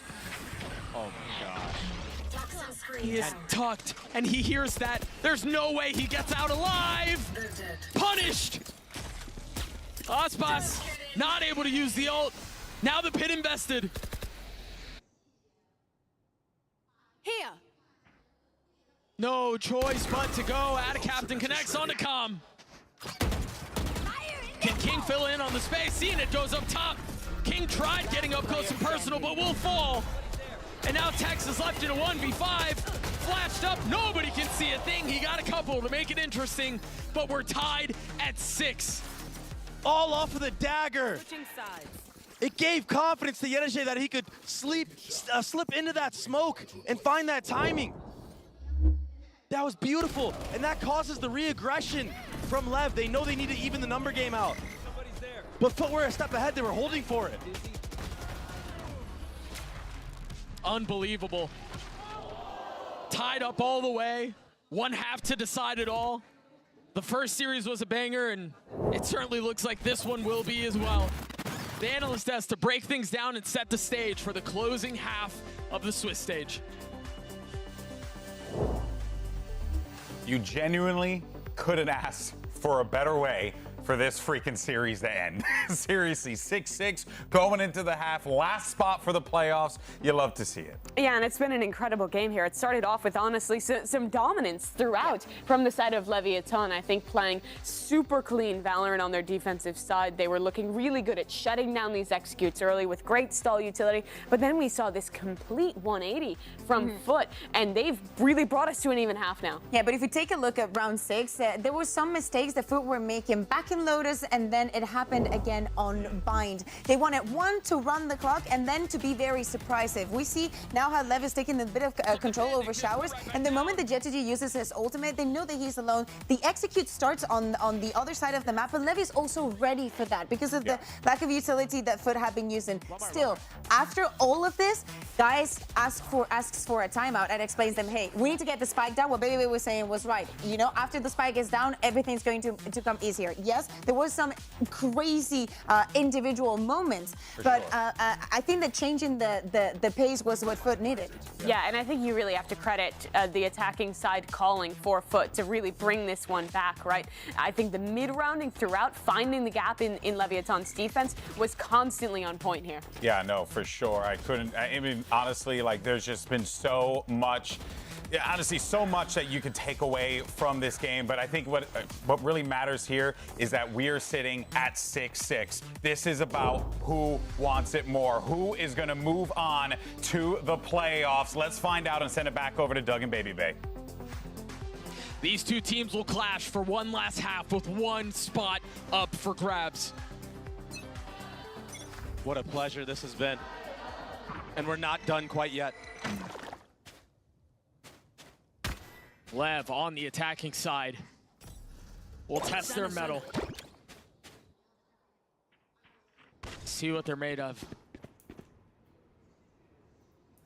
Both teams with so many hopes and so many aspirations for so many different reasons. Again, FUT looking to enter the playoff stage on international soil for the second time ever. A team that has been said to be the best EMEA team, even though they're 3rd seed. There's no denying the talent that they have. There's no denying the raw mechanics that they tote. And they find themselves in a slugfest here with another team full of expectations and full of promise. FUT have sent 2 on a flank. King, no idea that he's about to be dealt with assassination style, and Krax is holding the line the other way. Lev have no room to breathe. There's no space. There they go, they all fall. Mazzino, a 1v5, 2 found, spike grabbed, death dropped. Krax. Who else? I feel something over there. This guy with the ghost. They go in tandem. Like us, but... That opening kill on the Aspas. Look at this. Oh my gosh, he didn't even mean to get him. Sometimes things just go your way. Either way, the follow-up. Beautiful.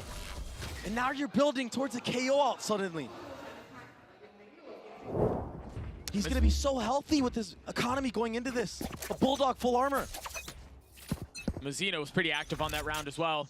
Equally as close to having his ult online. But he does not have the Bulldog. He does not have the full armor. Lev, they're opting to go for this hookah pop, but they're going to run in to CNED.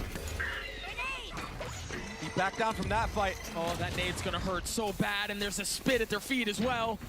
Not allowed to find any space out of hookah. And then the dog crunching. They've been stuffed. Yeah, with nowhere to go. They have to be worried about their flank as well. It kind of forces them to have to press the issue. But they're just gonna run into a stomping grounds. Krax is here. These KO flashes, the KO molly potentially even. And that's not to mention all the guns they have. Yep. Oh, a little messy there. Not too pretty. But settles. The crossfires that they had set up were everything they needed. That was so two? They've kept a Guardian, 2 Bulldogs, and then the Stinger. Into the third round, into the ever pivotal third round. I mean, it's a good buy.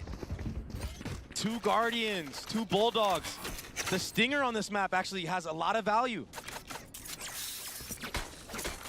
Those tight, yeah, exactly. Tight corners, yeah. Exactly. Make it so impressive. You are right.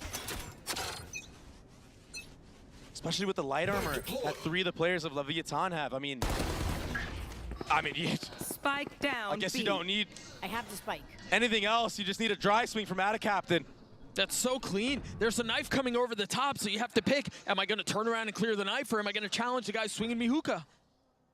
It's tiny things like that that win you bonus rounds, and that can snowball the lead that you have already. And the advantage, valuable one, as they get a second. Aspas forced to sit and wait as the shots rattle off.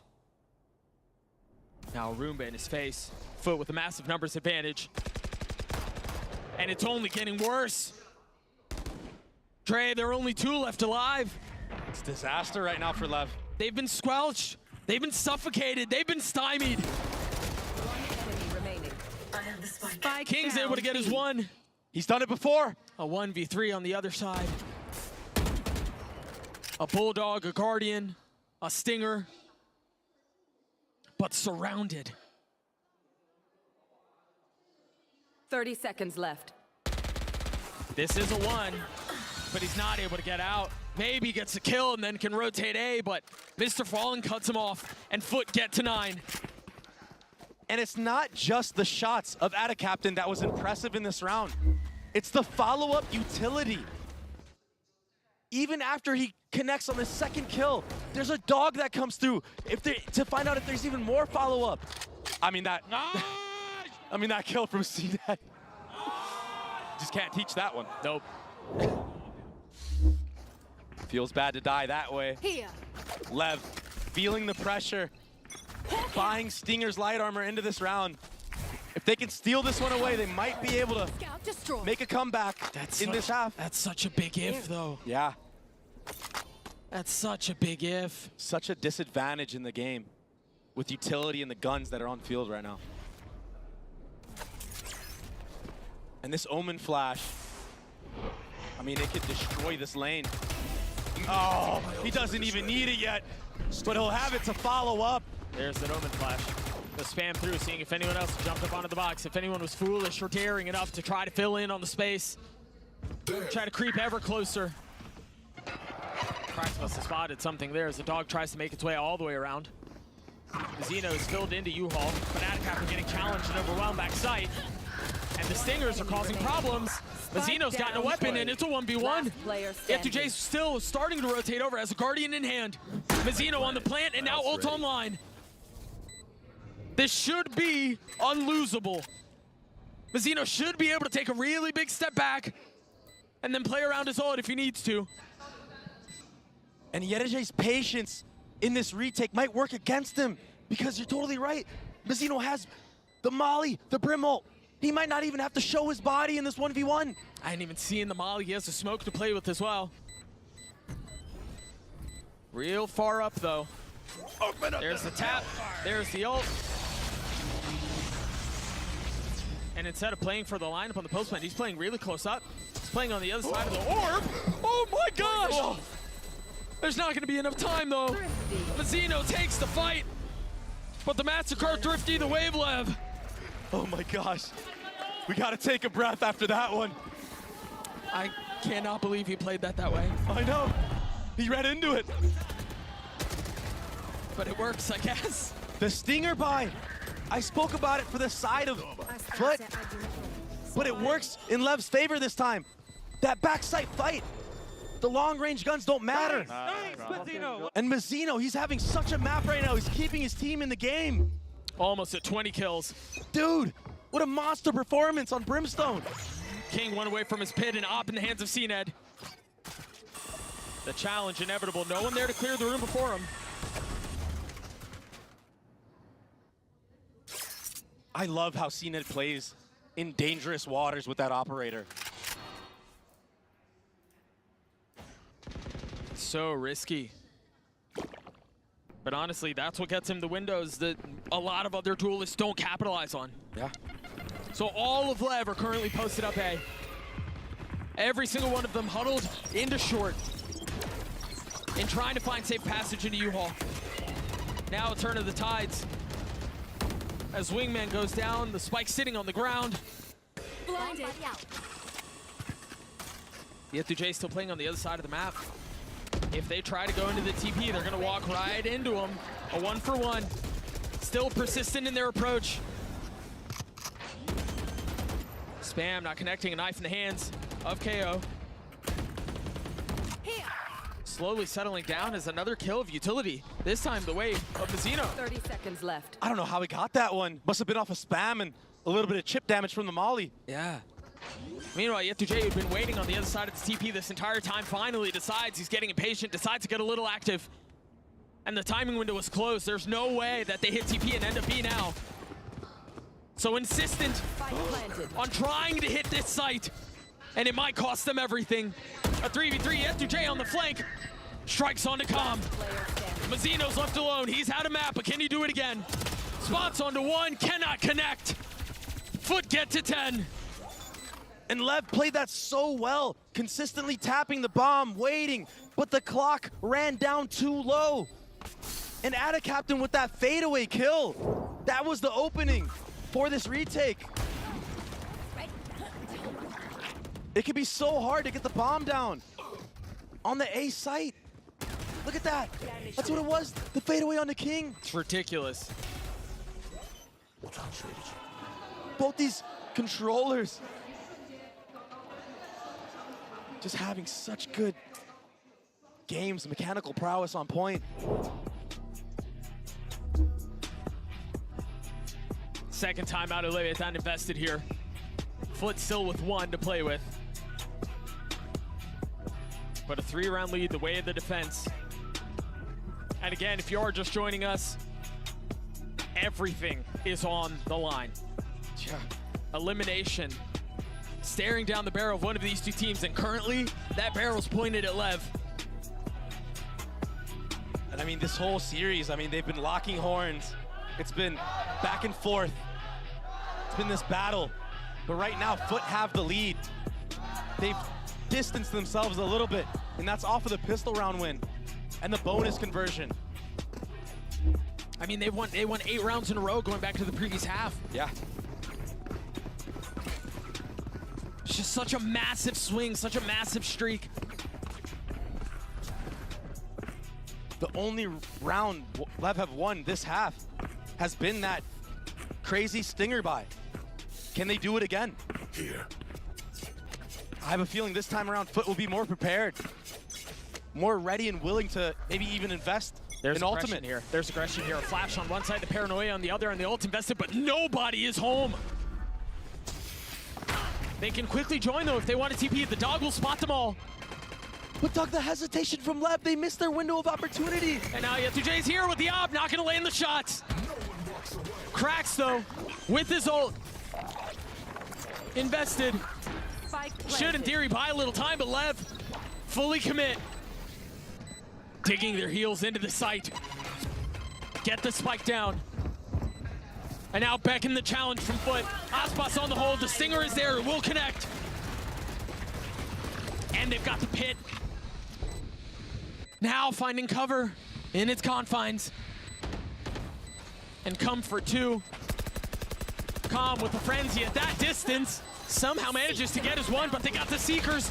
And that should be a perfect counter to the pit. All of the investment there. King, a 1v2, lands it down to one. Mr. Fallen there, he's got a challenge. Tries to land the knife. The defuse comes through. FUT get to 11. All signs led to Lev winning that round, Doug.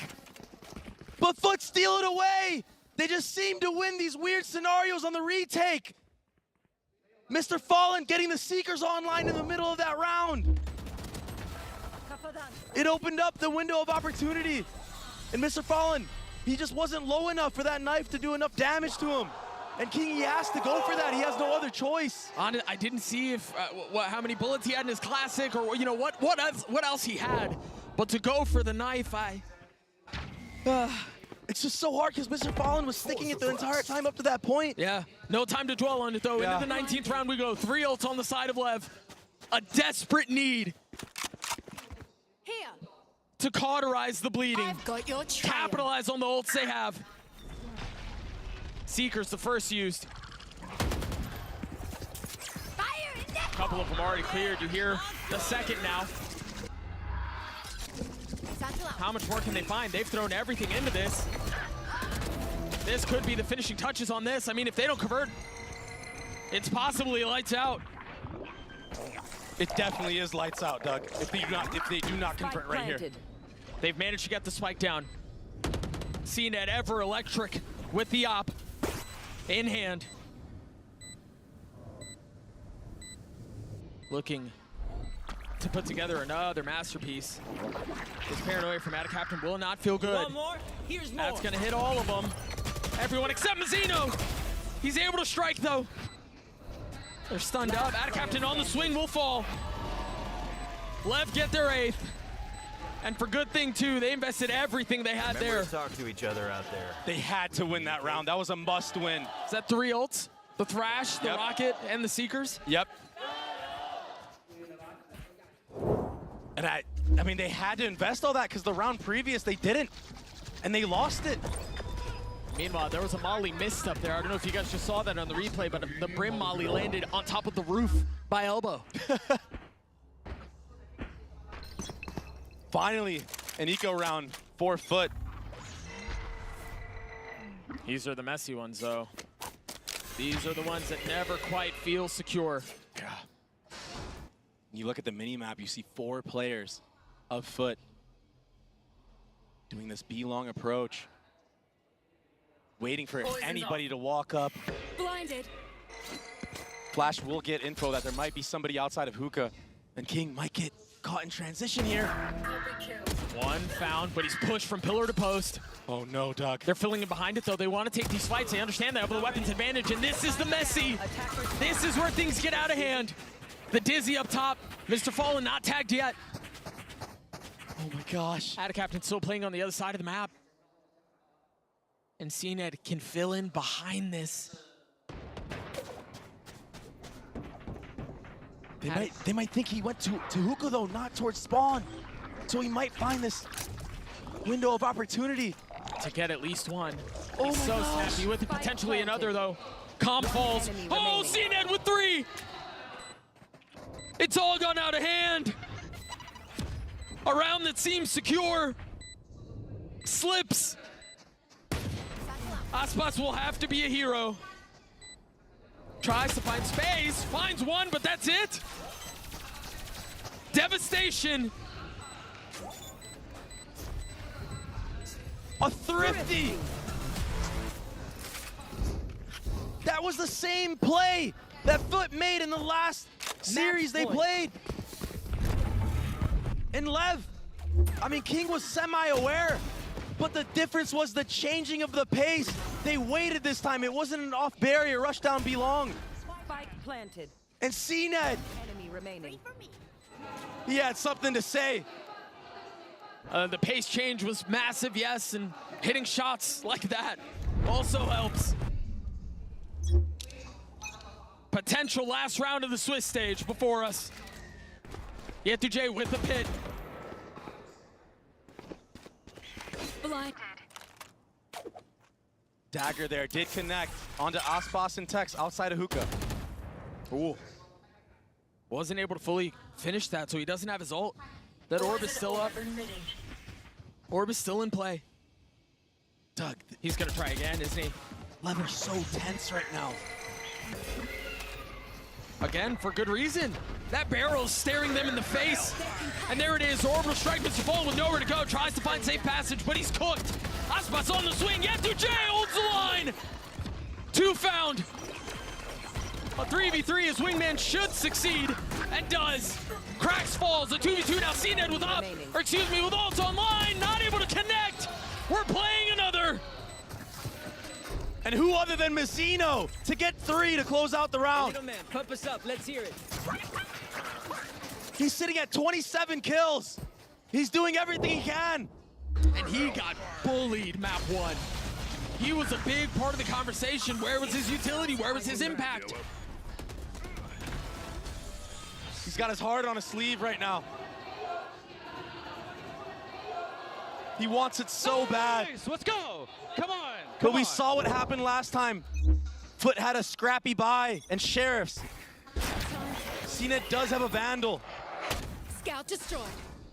Calm gets the info of that though. I mean, I know they've done it once, but something like this is much easier contemplated than completed. They're playing to win. FUT are playing to win. They want to go for these fights. And there was no speed up short A off of that. So he's here for this. CNED is here, and he's going to spot everything. Cracks will join in on it. Only a knife.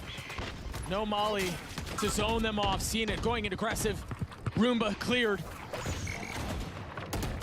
Again, Tex should be able to get the spike down. It is traded a 1-for-1, but this time it seems like the messiness will be avoided.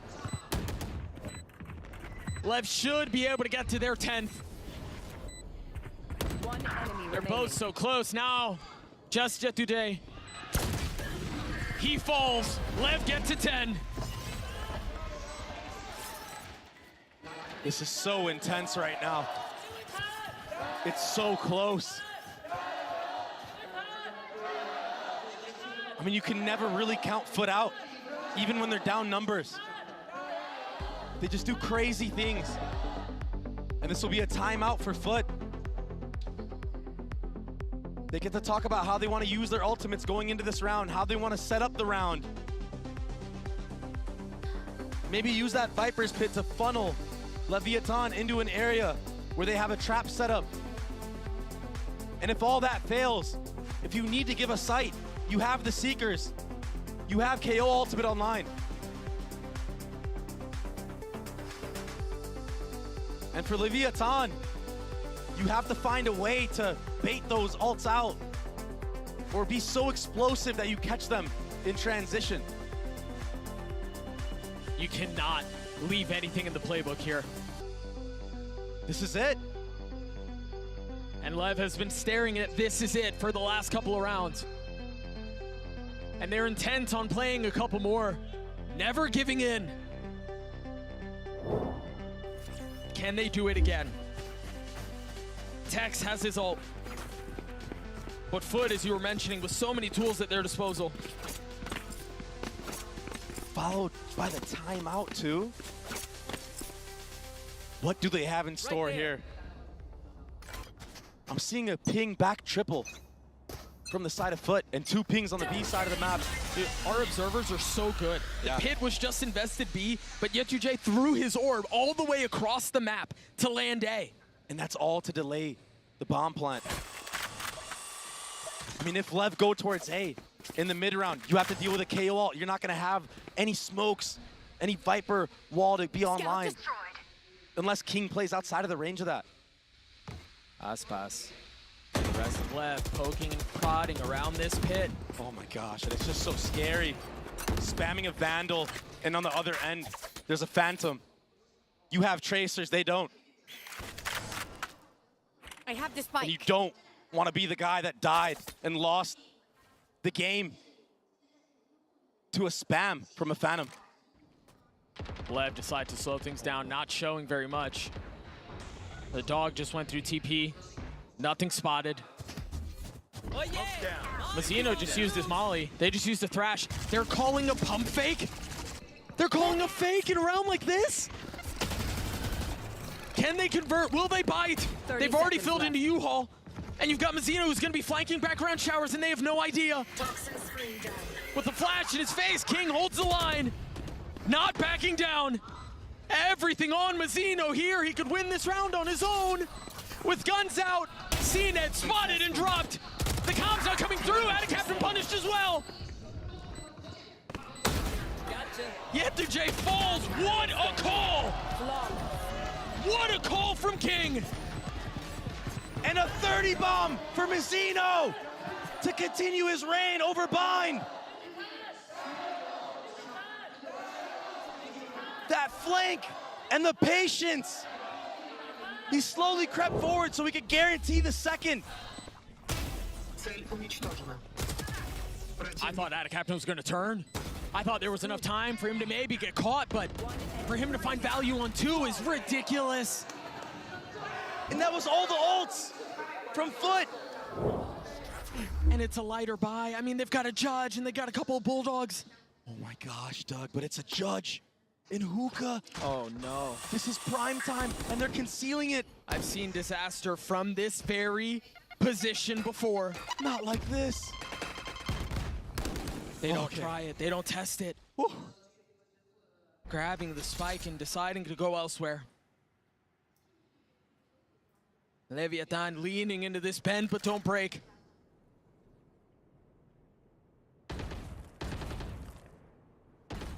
Poison orb emitting. Toxins It all comes down to this, Doug. They're deciding to go a little bit forward now. The dog to pave the way. Aspas satcheling and taking the space. They haven't secured showers. They've got to be careful here. This is not safe space. Cracks can reflank around them too. They're playing for back sight. What a call! The spike is gonna go down there. Aspas gets the best of Jet2J right next to him. This is really difficult to hold here. They've got Aspas who's single-handedly trying to keep pipes back.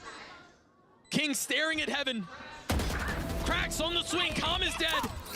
Now Aspas with the doll, trying to land the shot, and CNED punishes him with the Judge! Tex and King have to hold them back as best as they can, and they can't! It's all onto Tex now! A 1v3! Spike has been planted, CNED is weak, he's got one!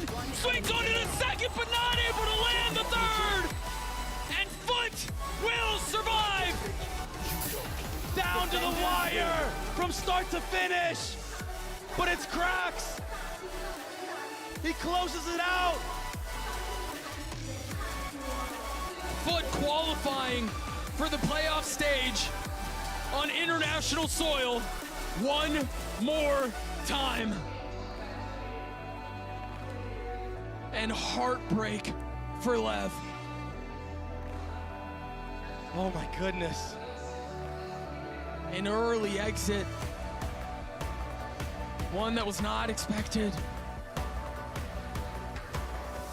I'm at a loss for words right now. I mean, the emotion, you see it.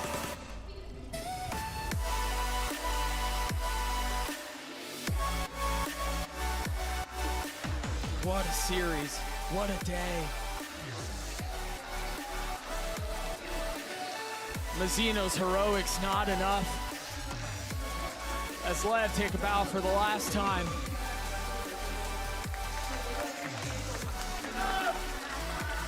A fight coming up just a little short.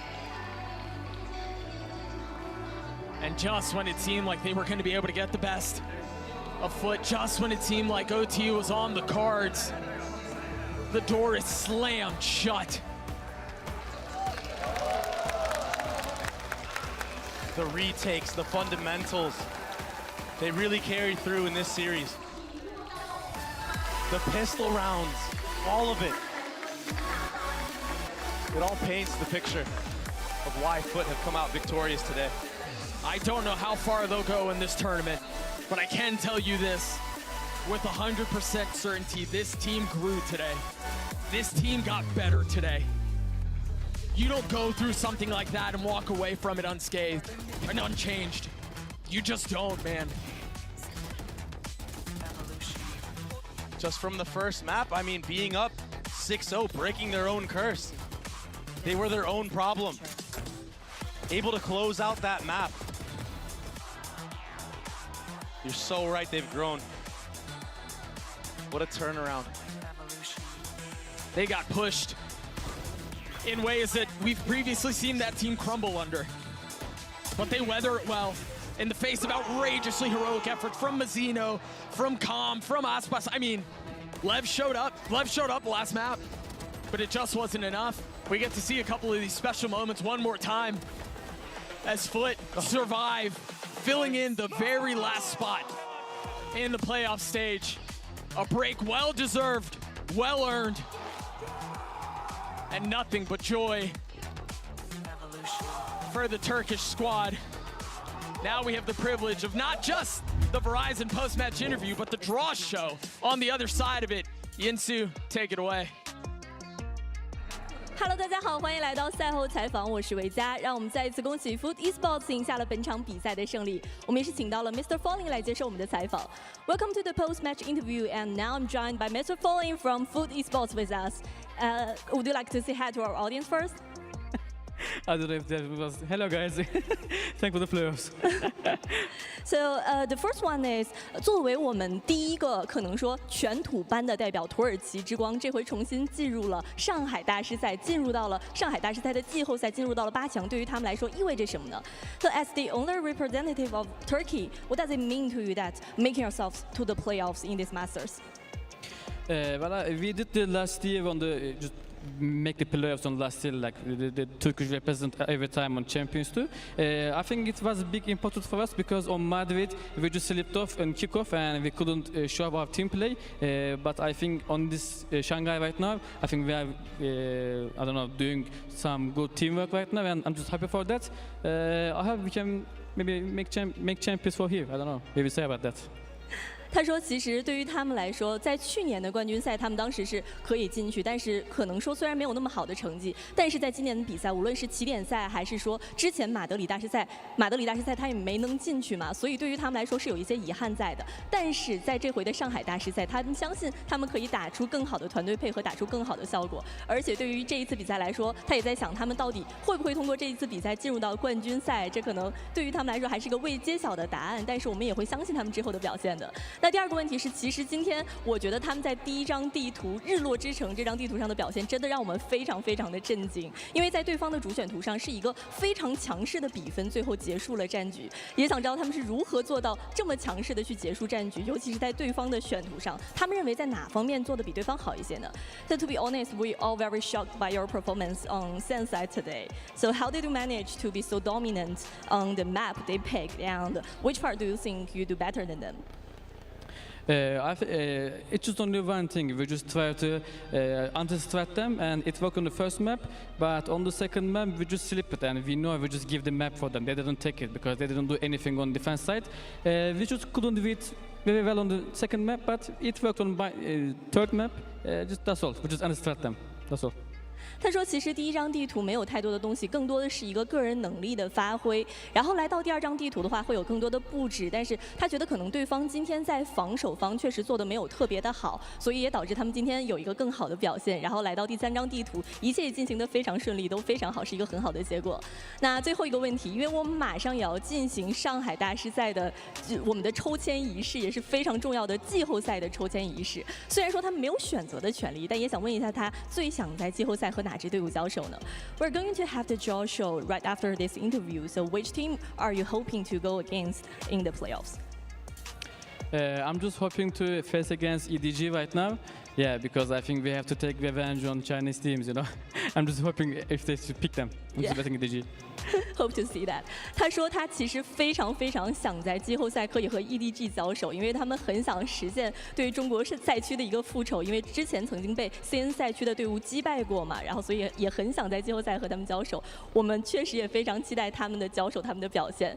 那我们的赛后采访到这里就先结束了，我们马上抽签仪式就会进行，让我们稍等一下，然后我们回来看我们的抽签仪式。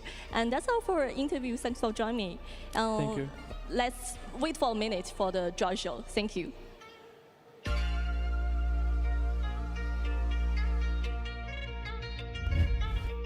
And FUT managed to pick up the win in a grueling map 3, but of course that means we have to say goodbye to Leviatán, a team that was so impressive at the start of this, even though they ran into that brick wall of Gen G. We also have to say goodbye to FPX as well, who lit up the stage every single time they were there. I mean, parting is such sweet sorrow. I love the fact that even this close in the competition, right at the beginning with the switch, everything has been so close up. We're so excited to see what FPX and Leviatán are going to do back in their region and hopefully have them back for the next event. Yeah, a round away for Leviatán to take that to overtime, but a much-deserved win here for FUT to have a chance in the playoffs. These teams now earning that continue to qualify through a 2-day off break to try and rest and prepare for this draw. All right, well, let's go ahead and find out how this draw show is going to play out and send it to the stage. After an incredible Swiss stage, we finally have our top 8 here at Masters Shanghai. But what matchups are we going to get as we head to playoffs? We're going to find out right here at the draw show. As you guys might have noticed, there's quite a few people on stage with me and Victoria right now. They are the representatives from the regional winners, and they will be choosing their opponents here. Let me introduce them to you. We're starting off here with Josh, the manager of Paper Rex. Kojo will be choosing on behalf of Fnatic. He is also their manager. Over here on my left is Aqua, the manager of EDG, and Luna, who's going to be here to help with some translation. And last but not least, the head coach of 100 Thieves, Zik, as well. And Victoria is going to get things started and explain some of the rules to you guys now. Yeah, I'm so excited to finally bring this style of draw to the VCT. So really excited to kick this off. It is different. We haven't done it before, so I'm going to walk through it. In this bowl, there is an orb with each of the first teams from each region. I'm going to draw them one at a time, and as I draw them, they will walk over and they will choose the logo of their opponent and walk back with it. As far as the order of how I will be placing them, they're numbered 1, 2, 3, 4. That's the order of the matches and how we will go. And schedule TBD, it'll come out pretty soon, but I think other than that, that's about it. All right, let's get things started, Victoria. Of course, the teams that they have choices between are G2, Gen G, Heretics, and FUT. The first team we're going to pull out here will be the team that will have first choice between these 4 teams, and it will be Paper Rex. Josh, please step forward right now and take your pick. Who will you be choosing as your opponent at playoffs? Okay. Gen G? No.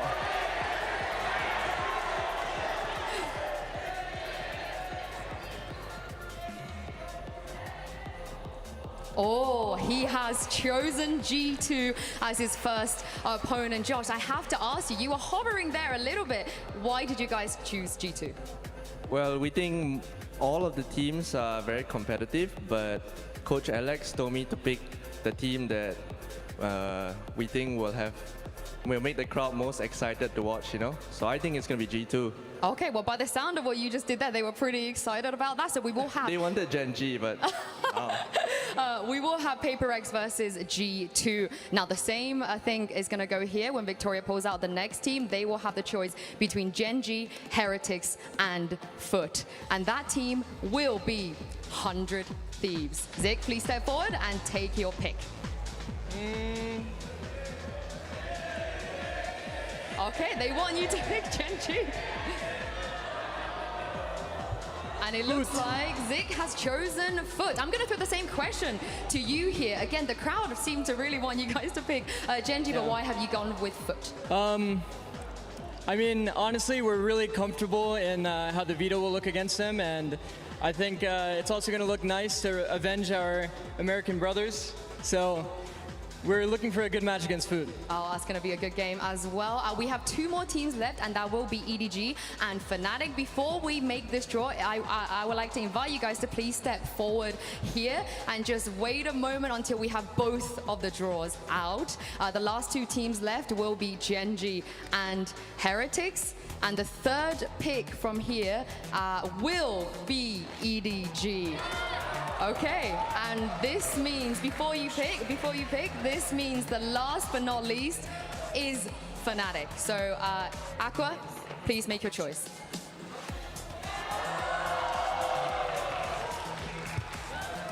And it looks like they have chosen Team Heretics. Why did you make this choice? 因为他在他们比赛结束之后，我听他们说，因为交手了2支中国队，想和另外1支中国队交手一下。那我觉得中国是个带礼仪之邦，要满足一下他。 Actually, after their matchup, they just said they have already fought with 2 teams from CN, and they also want to. The only team now, EDG from CN, they also want to fight with us too. So maybe we are the country of play, right? Oh. Maybe let them fight with us. Oh, I love that. I love that. And this means that although you didn't get a choice, Kojo Fnatic will be facing Genji. Is this the team that you would have picked if you did have a choice? Oh yeah, of course. This was our #1 choice all along. Yes.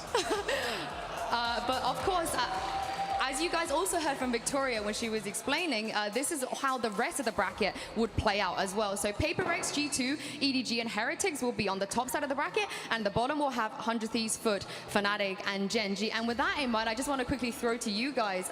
Josh, I'll start with you. How are you feeling about these 4 teams? It's not just you and G2, EDG, and Heretics as well on your side of the bracket. I think this is the more exciting side of the bracket, to be honest.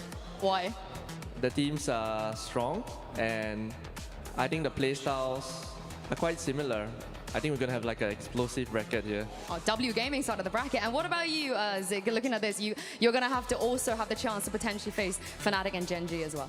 I'm just looking forward to the 100 Thieves Paper X upper finals. Okay. What did you make of that, Aqua? What are your take? What's your take? 应该是 Paper X。 对，然后我也很希望就是说，因为我们跟他们缘分特别的好，然后希望可以再和他们再次交手。 Okay. I think I might want to play Fist against with Paper Rex because we kind of like special fate between us. So we really like to meet them in the following matchups. I gave you a bit of time to think about that comment just now. So Colin, I hope you have something spicy to say as a response to that. I mean, the last few times you played us, it hasn't gone very well, so I don't expect that to change anytime soon. Oh, I mean, it's starting. I feel like the trash talk is here. I absolutely love this bracket. The matchup has been great. And yeah, Victoria, I feel like it's going to be competitive no matter what. Oh, absolutely. I mean, Masters Shanghai has been phenomenal so far, and we welcome 4 amazing teams to the tournament, so I'm super excited. Oh, thank you very much, Victoria, for the draw. Thank you as well for all the representatives from each of the teams for joining us. That will be the bracket. As Victoria said, the schedule will be coming, unofficial schedule will be coming soon. But that's it from the Swiss stage, guys. We have playoffs left to play. Thank you to all of you for watching, and I can't wait to find out what's going to happen at the next stage. This is the future. And there you have it. Although, shout out to Yinsu, the pro instigator on that team. Really trying to get people to talk. Nobody says thank you to Yinsu. Thank you, Yinsu. Man, what do you guys make of that? Looks good. Some exciting games there already. I'm just excited for some of these possible later matchups that you already heard the teams talking about, having a possibility of that EDG PRX rematch with them on the same side of the bracket. 100 Thieves already wanting to play against PRX as well. Introducing and these 4 looking new past teams. Fnatic as well. Yeah, that is crazy. And Genji. That is crazy. Fnatic Genji, though, it was the last choice, but that match is going to be a It's going to be a banger. Like, so many people have been, waiting for this Fnatic this year, how everything is going. Now they're back into international stage and they get this as their first match. I'm just going to say I am extremely happy because this is the first time since Champs 2022 that we have 3 EMEA teams in the playoffs. So So, you know, I'm happy whatever happens, but I'm really, really excited to see that EDG Heretics as well. Oh, yeah, that one is going to be phenomenal. Certified banger. Yeah, for Kankan sure. Wood. Kankan Wood, oh my. Who would have told us we would be here today? Valen's going to have to deal with W Gaming? Yeah, that's a crazy one. I mean, G2 getting first picked, if they can upset there, they have the chance to do the funniest thing ever. Beat the tournament favorite who picked them in the first round. That would be so cool. I think that the draw show really adds a little bit of spice for the teams who got chosen. For sure. Another one that I'm excited for, Boostio versus the Balrog on the other side of the stage. That is going to be fantastic. Really, there are some phenomenal matchups. But, I mean, guys, that's it for the Swiss stage. What a journey. It's a banger. It's been a banger. Like, I'm not going to forget today's Icebox in a while. Oh, yeah, 100%. I mean, there was a possibility that we'd probably still be playing Bind if FUT didn't ended right then and there. 2 kills away. Yeah. Jeez Louise. It would have been a long day, folks. But I think, you know what? It's safe to say that this has been awesome, from the Swiss stage to the draw shows to this draw show as well. We thank you all so much for joining us for this. But the good news is there's so much more to come. But there is going to be some days off up ahead here. Thankfully. Because we're humans, and, you know, we need days off. The players need days off. Our incredible crew needs a day off. Yeah. So 2 days off, in fact. Yeah, that's right. And I'm going to Disneyland. I can't wait. In any case, so guys, we want to thank you so much for joining us throughout the entirety of the Swiss stages, and we look forward for you guys to join us on Thursday. Want to make Whatever sure? 2 days Thursday, from now. yes, because we're skipping a Wednesday. Whatever day it is, baby. In any case, though, folks, what a journey it has been, and the fun doesn't stop there. Thank you so much for watching. We'll catch you soon. Peace. Bye.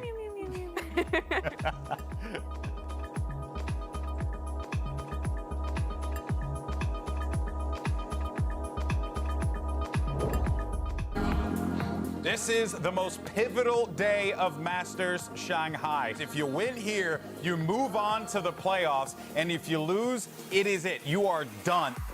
Oh my God, Autumn, you absolute monster! Oh, the reservations all being disregarded now. Oh, Wuto, better for that trade against Berlin. As Wood is just eco-farming his way to 4, potentially 5, the ace on the other side. Yeah, there's nowhere for him to go. He's stuck, he's caught, he's lit up, and he's dead. Curious. Now spotting another as Wood's got 3 more. What a dominant map win for Heretics. Just came out the gate swinging and never stopped. Wood is perfect, and he's the one that's got to go down. He was a terror in the previous map, and it seems like life is taking over where Wood left off. A massive start for FPX. He's got 4. His timing is perfect. The first shot delivered. The second, devastating. Pushing the smoke, but they pass each other like 2 ships in the night. Patatek back on the swing. Boo falls. Patatek dies too. It's a disaster. Oh boy. That's a cue for him to go. Berlin trying to steady. Wow. Trying to stop. And he does. Berlin holds the line. FPX are taking us the distance. But the utility delay is so good. Rian has slipped the net, but he didn't check all the way in the corner, so he's dropped. Berlin on the swing, he falls. A 1v3, time is of the essence. Heretics full steam ahead. He's got to be careful here. Who can hold this? Who can hold this? He stops the defuse. Manages to TP and get away. He's got it. There's not enough time. Very nicely done by Lysor. Spotting a little bit more skin. A triple face. It's way too much. Rians cannot capitalize on it. The classic not connecting. The tap on the defuse. Lights on the swing. And FPX gets a series point. The defense has to be everything, but Boo stops it. He had gotten into the pit, he'd gotten into the smoke, but Benji Fisher was wise to it. Oh, but now he's giving his position away. Now he knows where he is. Meanwhile, Mood on the other side with 4. Lysor drops 1. Can he 1v3 to close this out? No! The ace for Woot! Insane! Even if it did, Benji Fish is still alive, and now it's back up online. They've been able to hold him back so far. Oh, and now the spike is sitting on the ground! Does he swing? Yes, he does. He's up in his face, and that's enough to stop the plant. An instant classic. Heretics survive. And it's heartbreak in Shanghai for FPX. One of the most grueling, intense maps you will ever see, but elation for Heretics. It's the final match of the Swiss stage. We have two world champions on opposite sides of the field looking to bring it to one another because really, that's what it's all about. Win here and you move on. F2J and Mr. Fallen with so much to do, and yeah, it's just gotten a little bit easier, and Calm has to pull this off on his own. He can also just be patient with it. He's got to take the fight, and he lands that shot. The Red Bull clutch for FUT. Oh, and the timing on the crunch is just beautiful. It's textbook, it's surgical. Hopefully, play the game in your favor. Yikes. Oh my gosh, cracked! That was unbelievable. 13-1. We're headed to Lotus. We'll see you guys on the other side. It just looks so effortless, man. Even a one-way. F2J's playing around him, out of captain with 3 on the round, a flawless round for FUT. Damage dealt, and now utility dumped. Keeping it competitive, or at least trying to, or FUT, but Lev punch back. I don't think they invested. A 2v5? What? Kraven's gotten 3! Oh, but Mazzino has to get 4 to win the round! Mazzino's so dangerously close to playing on the other side of the smoke. Now they go up top, and all of them fall! CNED with 3, but King on the counter! Lev are taking us to bind! Well, they also have the luxury of having so many so early. But Ada Captain dropping the first, and will fall. King with 3, now he's 1 away from having his pit. He's like doing, this guy was like breakdancing, bro. Paranoia causing some problems. Tech's not able to settle the shots, but Mazzino can. And there it is. Through the TP they go. What 4 for Mazzino? Easy, easy. There's Mazzino on the swing. There it is. Now has his molly. Ada Captain a 1v2. 1 will fall! Ada Captain with 4! All of the investment there. King, a 1v2. Lands it down to 1. Mr. Fallen there. He's got a challenge. Tries to land the knife. The defuse comes through. And FUT will survive. Down to the wire from start to finish. FUT qualifying for the playoff stage.